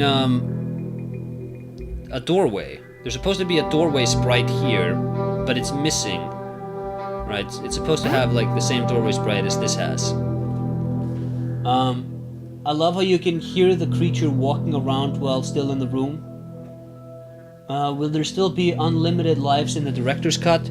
I don't know. I've thought about like a Crash Bandicoot thing where like when you die, you have like lives, and then if you lose all of your lives, you just have to go back to the last save you have. But I don't know. Maybe I'll do different difficulty settings based. If I like. Difficulty settings are hard because it's so much more extra coding work, and you have to like add another layer of code standardization above the code you already have, so we'll see. Currently, I'm not planning endless lives. Currently, I'm planning to have like a bit more severe consequences for screwing up. The fluttering for me was my character breathing helped show fear in our character. I tried to fight it once and regretted it. This was such a great change up in tone and gameplay. Okay, that's awesome. I'm very happy that this sequence landed, because this was the most troublesome sequence of all. I spent like probably 2 weeks just on getting the monster to chase you properly. And even then I had to patch the game and fix this. Alright, so anyways, we've opened up the library. There's nothing in the library for you except this hole. And this is a good reveal. Right, this is a good reveal, I think. Dead Snail. What were they teaching in this school? What happened here, chat? Anyways, we get a key to go to the medical room. Or like a special room key. It opens up the library. But it also opens up a room up here. And this would have played much better if the monster could chase you upstairs, because you'd like, again, you're being chased. This is the utility key, it takes you to the basement. And like, if the monster could chase you here, you'd probably have like a hole here to drop back into the lobby or something. Anyways, here we have another vial. I'm gonna pick that up. And then there's just the basement left.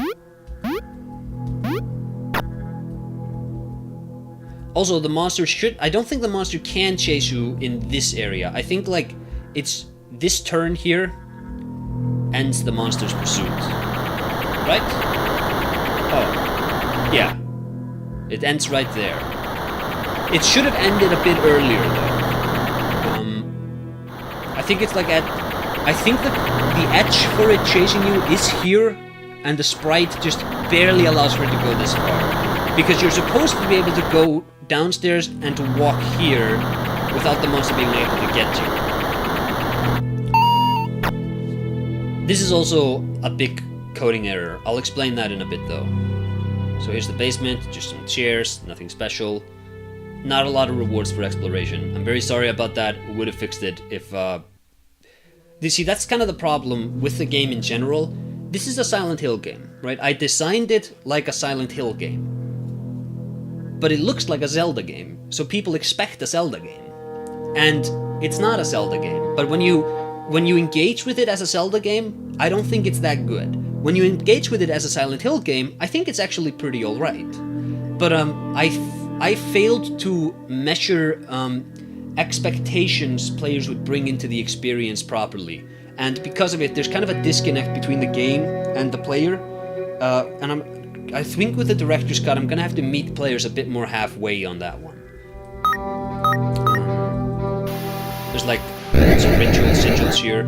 This is actually, I talked about this with the church earlier, that there was a face in the glass window. This is that face again. I don't know if you can see it, but it's there. And here we have Half-Forgotten Dark Memory. So last time that sound played, you connected to the monster appearing, because like all the gates collapsed. So you're supposed to be like, oh, what fresh hell has happened now? And you go down, slowly, and boom, dead. I quite like the ribcage. I like the little spinal column here. I also like that it's just like a fountain of blood exploded here.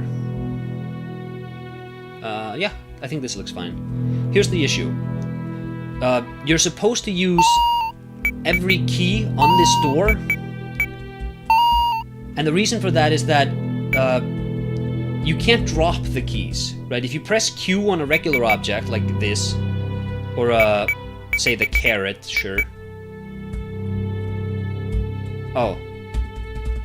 Wait, what's this? You're supposed to be able to drop them. Anyways, you can't drop the keys. But the keys are, they're a key item, right? So you can't drop them. But now that you don't need them anymore, there are 4 items cluttering up your inventory. So you should be able to get rid of them. And I coded this door to need all 4 keys so that I would clean up your inventory a bit. But it isn't well communicated. There should have been 4 locks on the key, on the door. And each time you use a key, one of the locks should have dropped down. And then the last key would have made the door disappear. I think that would have made way more sense. And then you maybe have a text here that says like, it needs 4 keys. And then you just like, like every bit I hate playing games and having to sit down and just think, what am I supposed to do? I think great game design is when it's intuitive, and this is not an intuitive door. If I can make it more intuitive for the player, I would. Also, this kid has no more story, he's just dead. Whee! And now we get outside. Also, you'll notice the time is 33. It's not 30 anymore, and the screen is a bit darker. You can see like a faint glow around our main character, and everything else is darker. That's because nighttime is slowly arriving. And after we complete the next area, I think the time will go to like 36. As like night is breaking and things are getting a bit darker. So I hope, like, it's a very subtle effect, but I at least hope it makes it feel a bit different. I really should have had it so that you can extend the bridge out of the academy, because this track backwards is just a slog. Currently, there's no new functions for any of the NPCs, though.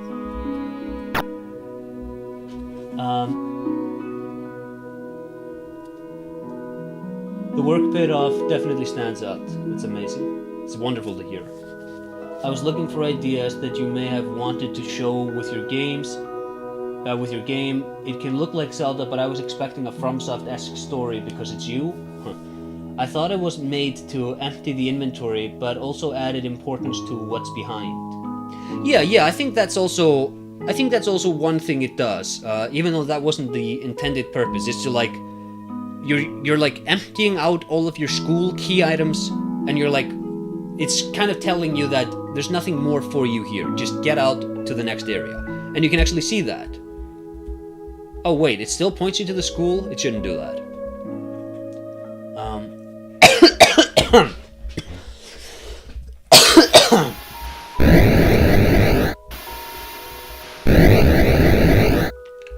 Path to Swamp Witch Village. And now the fog disappears. Like again, what's the point of the fog? What's the point of the fog in this area? It's just like, it's just clutter. It shouldn't be there.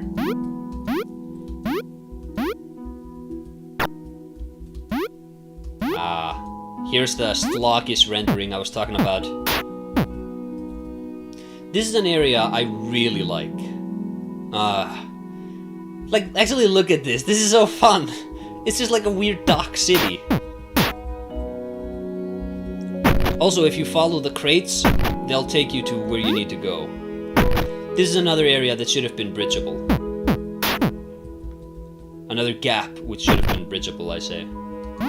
I've also made code in the updated engine so that you can push the crates around by walking into them. I'm not sure if that'll ever see the light of day though, because if it like glitches out once, it just looks dumb, and it's not like a great function. It doesn't do anything other than have some fun. So like, yeah, here's another point of darkness you're supposed to find. But yeah, with the crates, it's a fun mechanic to like fiddle around with, but I feel like it's just inviting disaster. What is this? There's a collision object missing there. That's interesting. Oh well. This is my favorite section of the game. The academy gets all the love. I think this is the best part. You walk in, you fall into the basement immediately. Right? What are you doing in the basement? Nothing for you to do. But there's a firefly here.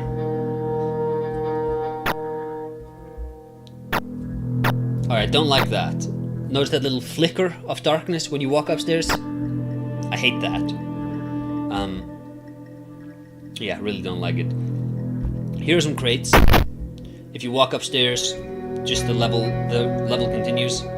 But you also have these items telling you to look at them. Like there's a diary, February 1st. Traffic is slowing down, the sea is getting filthier, the rot is spreading. I can't get out anymore. And here you have a model ship. And the idea with actually putting up this little glimmer here and this text is that this is the same model ship as was in the ship earlier. And that's like hinting towards something, eh? Here's the kitchen. That skull has no reason being there, in retrospect. It like looks creepy or whatever, but there's no reason this guy would just have a skull lying around his house. I like this sextant. I think it came out really nice considering its pixel art. It's like rescue rings or whatever they're called. There's a steering wheel. There's a little ship in a bottle. I really like the way this all came out. The grandfather clock looks nice. It doesn't actually move, but whatever. Yeah, this looks nice, I think. And now, what's this? We went upstairs, but we're in the same area. And if we fall down, now we're in the basement again. But we're still in the same area. And again, you can see like a model ship.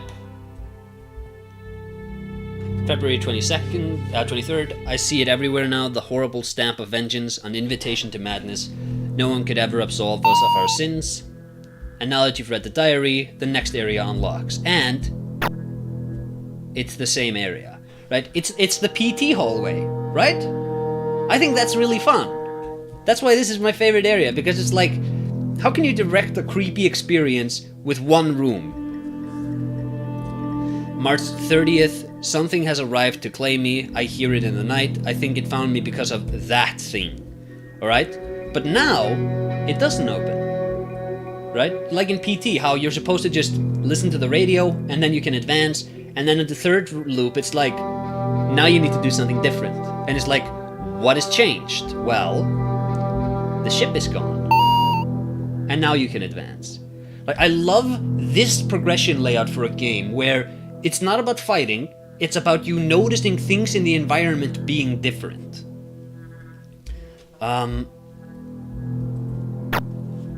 So what's the next layer? April 5th, it's here. I don't know how, but it has found me. It's in caps lock, it shouldn't be. And what is it? Why, it's humanity. And now the next area has unlocked. It actually spawns in here. And I think it shouldn't. I think it should be non-aggroed until the player either crosses like this line here. Like if you're walking into it, it should be aggroed, or if you've actually finished reading this. Because it's just like, otherwise, you like as it is, you just come up here, you walk here, and then it's just waiting for you. Whereas if you walked in here and you read it, and you'd be like, what has come for me? And you like walk outside, and then like you encounter an enemy. I think that's kind of creepy. Ah, what's this? Also, this looks much better after you do the academy, because now we already have like time as 33, so there's a bit of a darkness here. So it looks a bit less cartoony than it does usually. And we are on the road to the manor right now.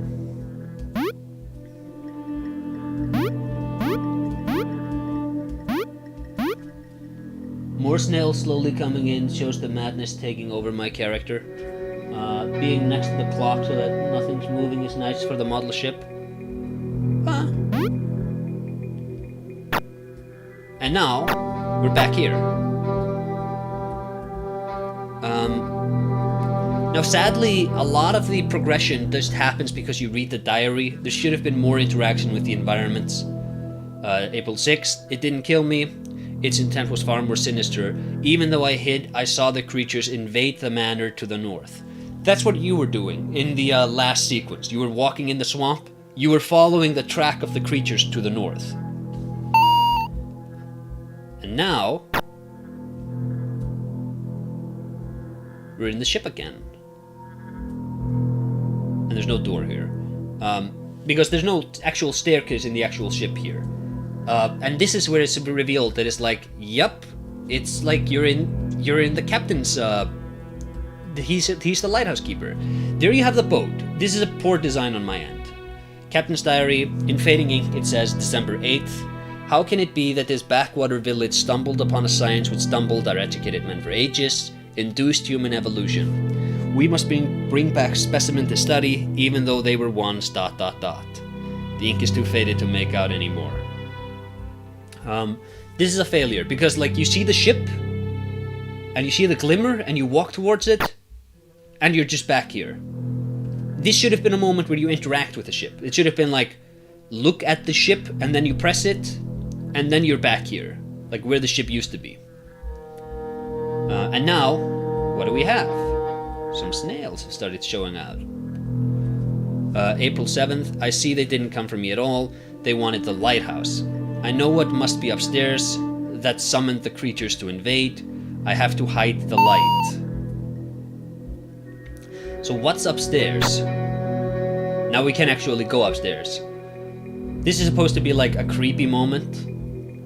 It probably would be if I wasn't yammering over it. This is the only sequence in the game which was actively inspired by Uzumaki. It's like there's a giant spiral in the top of the, which in the light. But rather than have a light, you just have an empty shell. And it's like, find the light. And now, like again, because it's supposed to play on like the uncertainty of being alone in an area for very long. Whereas like, is it gonna be okay if I try to find this light? Also, where is the light? Well, here.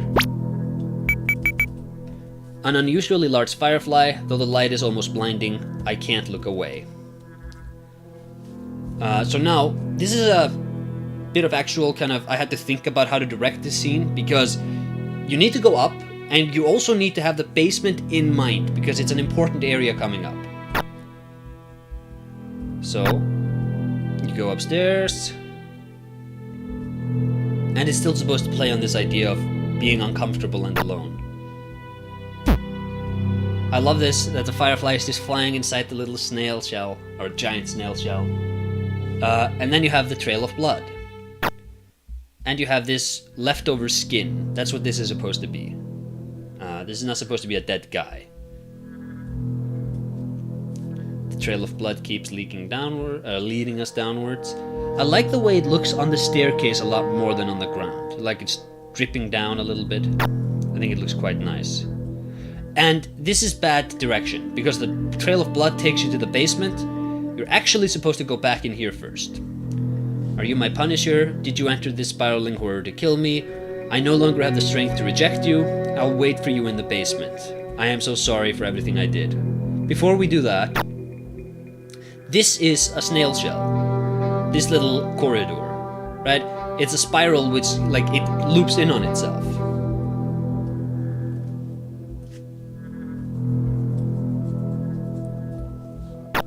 So in the basement, we have this guy. The old captain's remains. Oh, you're no monster. By any chance did you come from the village? Well, if you're looking for your family, they're not here. That horrible snailery is just a memory now. And here we have another dark memory. But if I touch that, I'm going to be teleported back out, so I'm going to show you the magic of how this entire area was done. Much like how the village operated in Swamped Over Village, every single room, every room is just a different room in a gigantic room, right? So you can have, I think there are 13 different copies of that main room in the beginning. There are 2 basements. There's this one with the captain's remains, and then there's the one from earlier where I caught the firefly from. And there's 2 versions of the top floor, both top floors, with the giant shell and with the captain's remains, the skin. And now you have the 2 half memories. And this is Spitfire. I like that the game becomes more linear and focused in the second half. It works really well together with the story reveals, especially in contrast with the more open beginning. Yeah, well, the reason it becomes more linear in the second half is because in the second half, I actually had an idea for a story I wanted to tell. The first half, I was just testing out systems and writing the story around that. Whereas with the second half, I was like, you know what, I think there's something to this idea of a snail village massacre. So it becomes more linear, but it also becomes much better directed. Half of a dark memory, a lingering pain from a time long gone. It resonates with those who seek darkness. This memory draws you to the marsh horror. Those who seek darkness rarely find what they were expecting. Pry deeper to uncover the horror of the marsh. But there's another area which we could have gone to before coming to the lighthouse or even the academy. And that area is over here. With the old snailer. This is supposed to be Aldia from Dark Souls 2, where he's like conqueror of adversities. It's conqueror of nightmares. Welcome to my home. It's good to see you. Please don't be alarmed, for we still have much work to do. You've seen now what that awful company did to my home all those years ago. Our king cursed the swamp to stagnate forever, but I'm not so malicious. I want you to lift the curse and punish the company founder, Zenathan Bartholomew. He resides in the memory of that accursed snailery. To reach him, you must complete the ritual. In the academy and in the lighthouse, you will find fragments of the marsh horror. Bring the fragments to this altar. We will make the memory complete that you can reach the snailery. Reach the snailery and kill Xenothin so that the nightmare will end. Okay.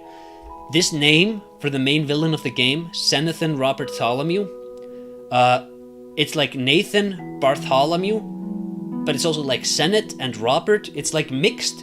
I was trying to... It doesn't mean anything, the name. I just wanted it to be iconic looking when you see it, so that you don't forget it. Like, he's talking about the company founder, Xenothin Robert Tholomew. No other name in the game is as, like, unique as this. And you don't actually meet him, you don't actually meet the Snailery founder right away. So I was trying to keep him in your mind, and my idea was I'll give him an iconic name so that he'll stick around a bit better. I don't know if it worked, but you know, maybe. I probably shouldn't have made all these blood sigils here, because this guy looks so malicious. He's really not. He is a good guy, and he probably should have just had, like, you know, in retrospect, he probably should have just had toys or something from the Snail Village, where he's just like a sad old man who remembers this horrible thing that happened and he carries it with him. In this, he kind of looks like a weird serial killer, which is really bad. So here's like another area.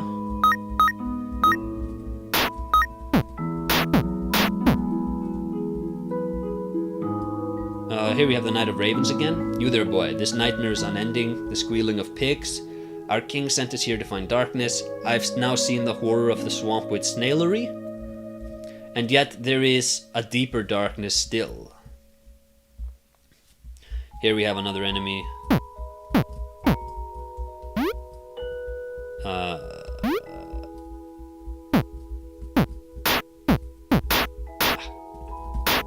Ouch. That almost killed me. Yeah, okay, so this does look terrible. Because this top of a tree should be over here and over here, but it's just in the middle. It looks so bad. Anyways, here is the snailery. And it just says, do you remember the marsh horror? And it's just a rotted piece of trash.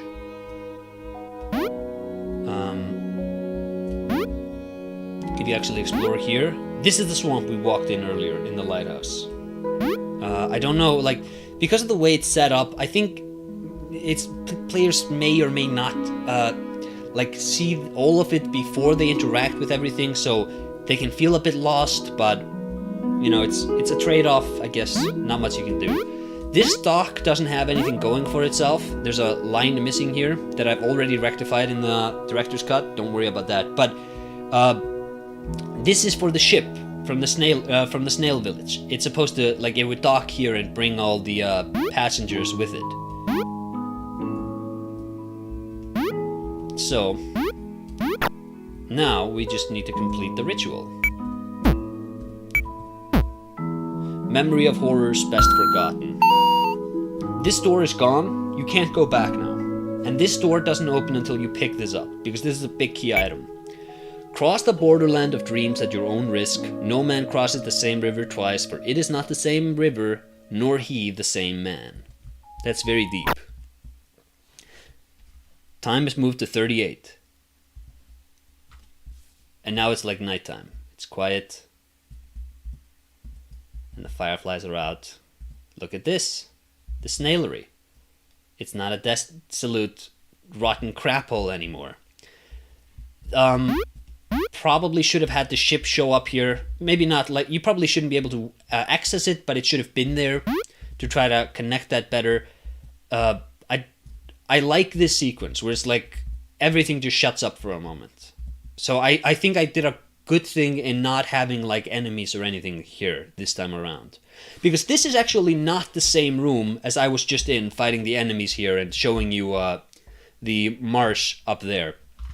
This is a separate room, and you can kind of see it in how my character walks much faster because there's way fewer collision objects. Yeah, and it's like just light to draw your eye here. Very simple stuff.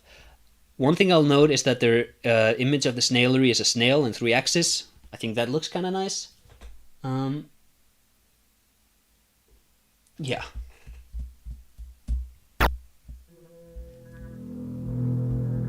Now you're in the snailery. This is closed off. It really shouldn't be closed off. Here's the thing. You're supposed to walk through here. You'd see like knives on the table. You see empty shells. And here, this is a great piece of level design. Just a bunch of planks that have corrupted, just collapsed from the floor above. Here's like a conveyor belt where people would work. And here you have a bunch of barrels. So the idea is that, well, they, in this room over here, where the mouse is, they would take the snails out of the shells.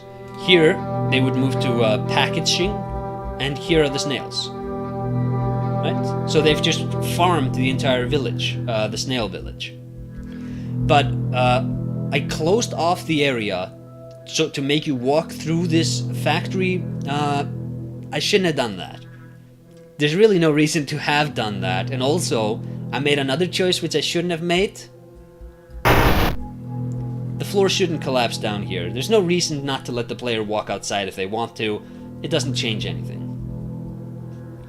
So, let's get some health back.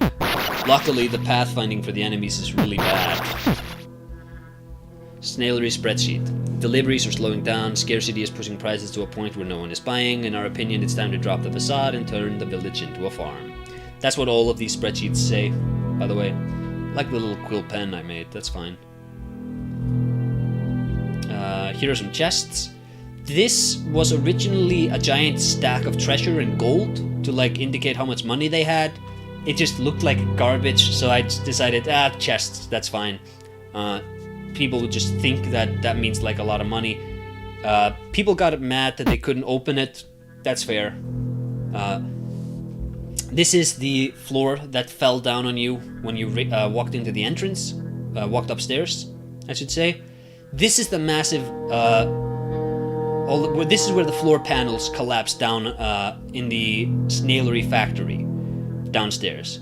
And here you can see like there's a little area over here which you can't get to. But if you die, you respawn in the basement. You can also just walk into the basement first. You don't actually need to die. And here is a grapple hook. Doesn't always work.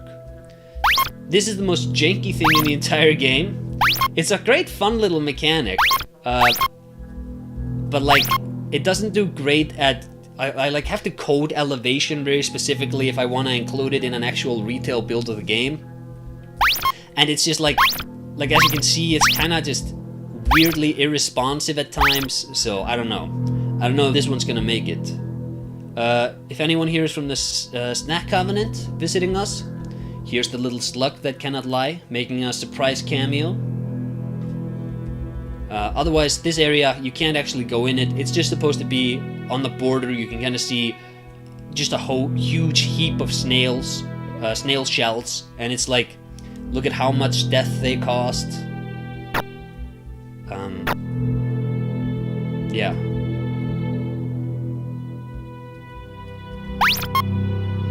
This is a great piece of level design, if I say so myself. You grapple onto the desk of the snailery founder, and it's just immediately text prompt. Fools. They think that the scarcity of snail signals are incoming collapsed. They don't yet realize that this was never about making money. They haven't seen what I saw all those years ago. I pray that they never will. From the desk of snailery founder, Zenathan Robert Bartholomew. Now, originally, you would walk inside this office, and my avatar from the beginning would appear again and be like, well, that's it. Thank you for playing the demo. That's all I got. And I had designed it, and I was like, no, I should finish this, because it's like, I'm building up a mystery. It's like, no, it should finish out. So I delayed the game by 2 weeks to add in the final sequence. And here you have the Nightmare Guide's Luck. This used to be the boss in the where we now fight the spider in the cave. You used to fight this guy instead. But that was back when the snails were the villains. Now they're kind of like the victims. I also really like this sprite, by the way. Just like, look at this. I think this looks really nice. He's not here. If you want to see the originator of the swamp sin, you must go to the manor in the north. There you will see the Nightmare Dreamer. But are you ready to see the world as it truly is? Then take the plunge to the house on the borderlands.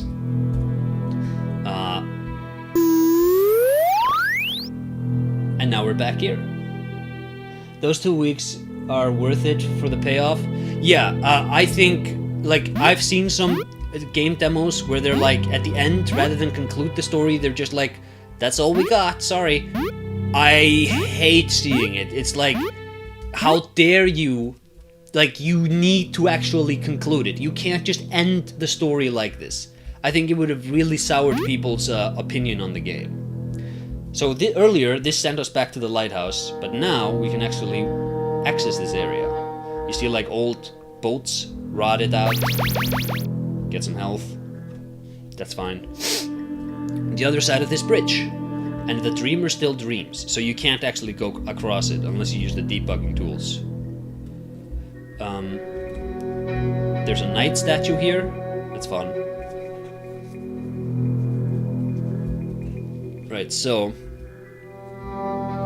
this is actually, like, this mountain and the idea of a manor on a gigantic mountain. This is something I've built years ago for a completely different game. And it's just like, I've always had it, so I'm like, because this whole map was kind of built out of leftovers from other maps, and this is one of those things. So it just stood there in the corner of the map, the top right corner of the map. And I was like, you know what? I should conclude the story. I'll do something with that manor, damn it.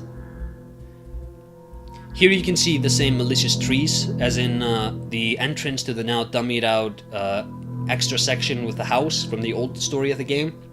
And you can see that it's just the trees that are close to the swamp water. Oh, and this tree, I guess. The manor on the marsh.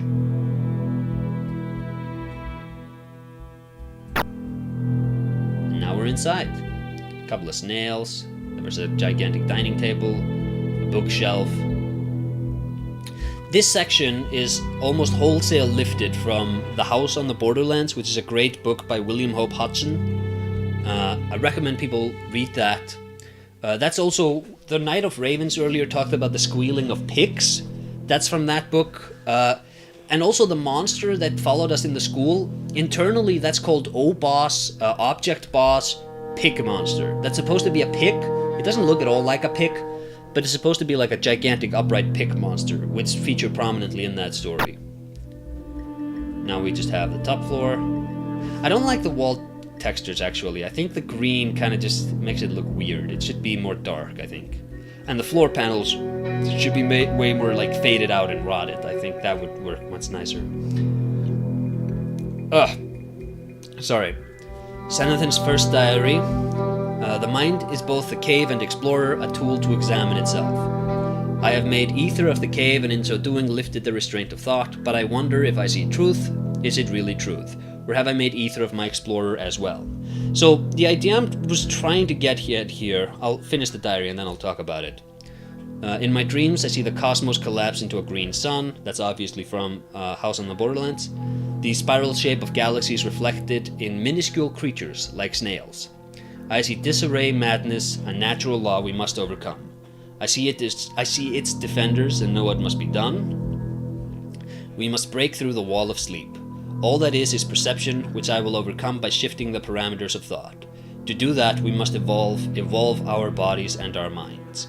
The snail village has stumbled upon induced human evolution, so I will share their gift. I will feed them to the world and make the mind more. Hail the snail. A small price to pay for the salvation of mankind. The idea is that this dude, he has a terrible nightmare one day, like a premonition of the end of the world, and it's like destiny. It's this fixed thing that is just, it's looming over us all, and it's coming for us. So what he does when they find the snail village is that he kills them. And it's specifically a snail village because snails have like mutable physical boundaries, and he figures that if he can harness that aspect of the snail, that sort of physical boundaries, he can subvert, like, yeah, destiny is like a fixed boundary specific thing, but if you can subvert that, then that's a good thing for him.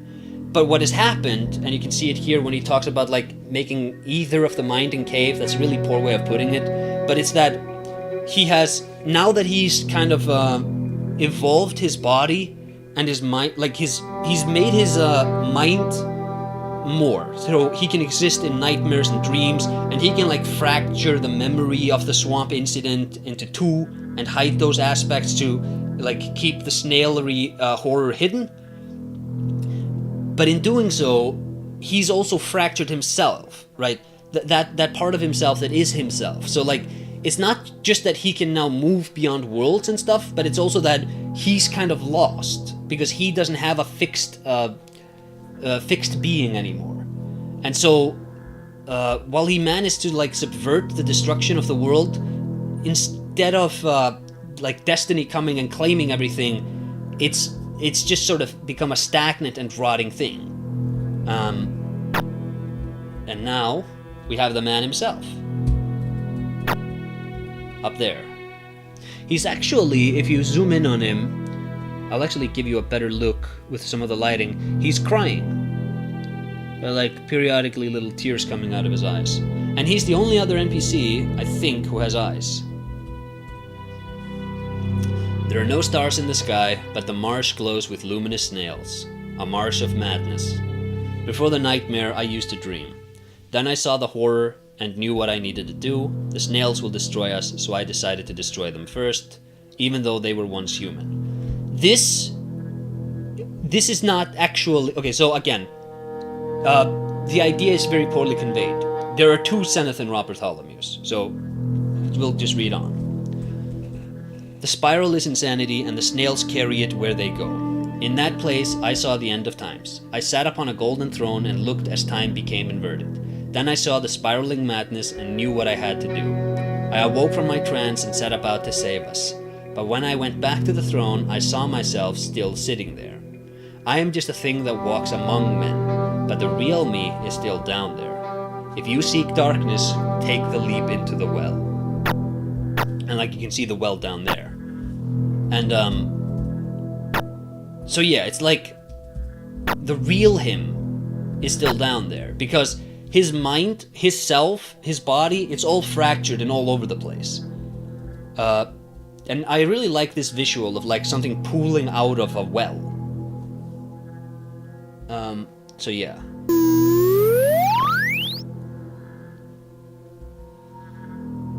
Here's basalt columns.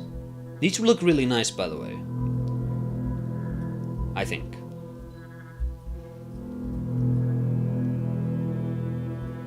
And here's a great piece of game direction that I quite like. Venture into the dark. That's a memo you get when you walk here. And it's like, okay.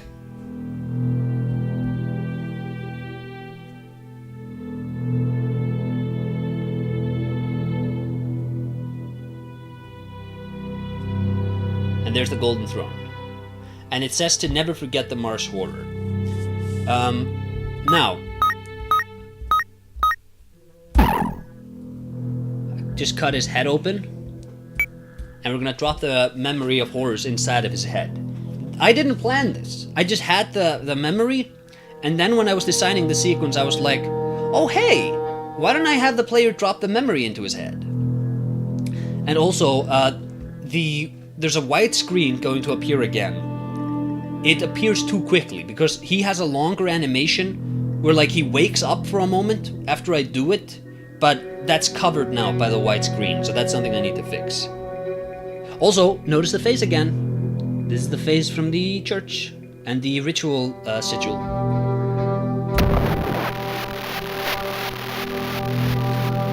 This is it's just a line from the house in the Borderlands. So yeah, you would actually see the memory like drop in his brain and then fall down, and he'd have like a little reaction to it. So now there's just nothing left here.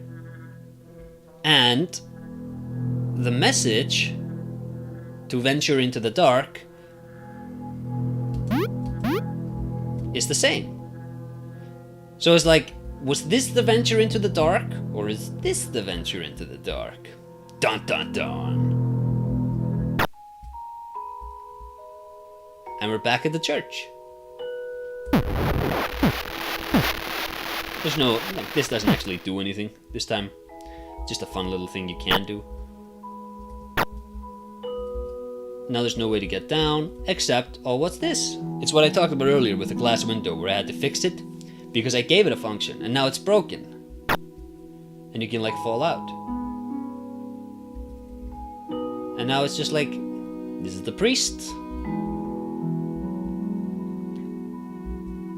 And if you go back into the village, you'll find there's the mayor, the artist, sick boy, and his mother. Here's the kid with the Muttman, potionaire, carpenter,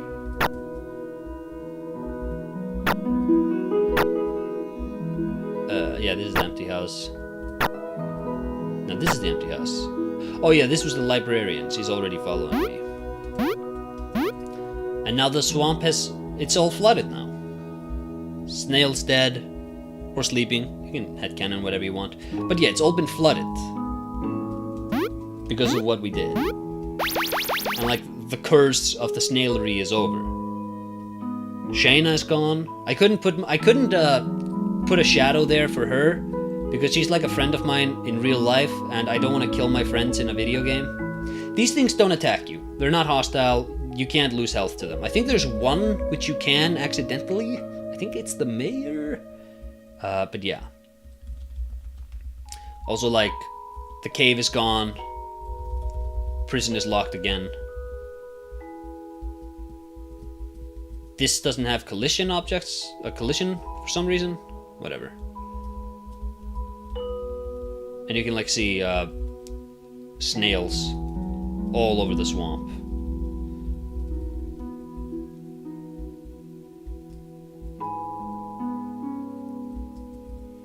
Gone. They're all gone.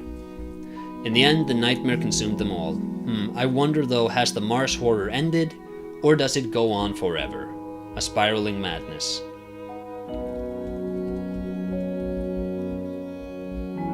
And then... Now, this was the opening area, now it's the closing area. Game Master Acer. These stories don't always have happy endings, do they? I hope you enjoyed this little experiment, and I hope to see you again when I've assembled the final game. Thanks for playing. Here's a glitch. He's supposed to now credit both Wade and Francis, who did the cover for the game. He's supposed to cover those, but he doesn't. He's not supposed to cover those, he's supposed to credit those, but he doesn't. And like, yeah, now it's over. So chat. I'm gonna move the microphone. Questions? A little Q&A section before we end the stream. The humanity here made me tear up. What a well done ending. Thank you. To be explained in a future DLC. No, to be elaborated on in a director's cut, where the story is actually a bit more coherent from beginning to end. Because, and I think you get the sense for this, if you, especially now that you know kind of what I was trying to do, you can see at the beginning there is no actual story. Like, that story in the village is about like a looping time and people being stagnant. And then this other story about this snail massacre just kind of takes over the game, right? There's no like real synergy. There's kind of a synergy, but also kind of not. I'd left for a bit. Was there a connection between the crow-headed enemies and the Knight of Ravens? No, they're just an enemy type who exists. The idea is that they're just they're the men Xenothin and the captain had on their crew, and they were the ones who killed all the snail villagers. And now they're just these mad barbarians.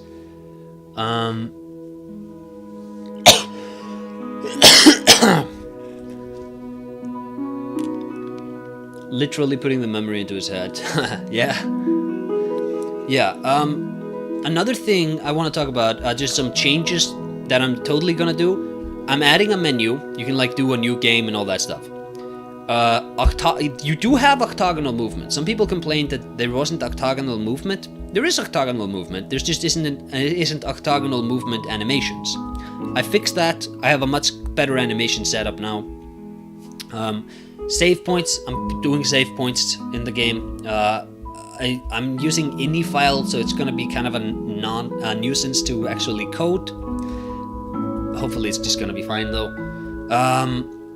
More interactions with the environments. I generally don't like a game where the area, like the world you are playing in, is disconnected from the things you are doing in the environment. So like, you see this a lot with like, I liked Nier Automata, but the environments were just visual flair. Like they didn't actually inform the action within them. Whereas it is the same for like, even like a Bloodborne. Like there's some status elements here and there, but like these are just gauntlets for things to happen.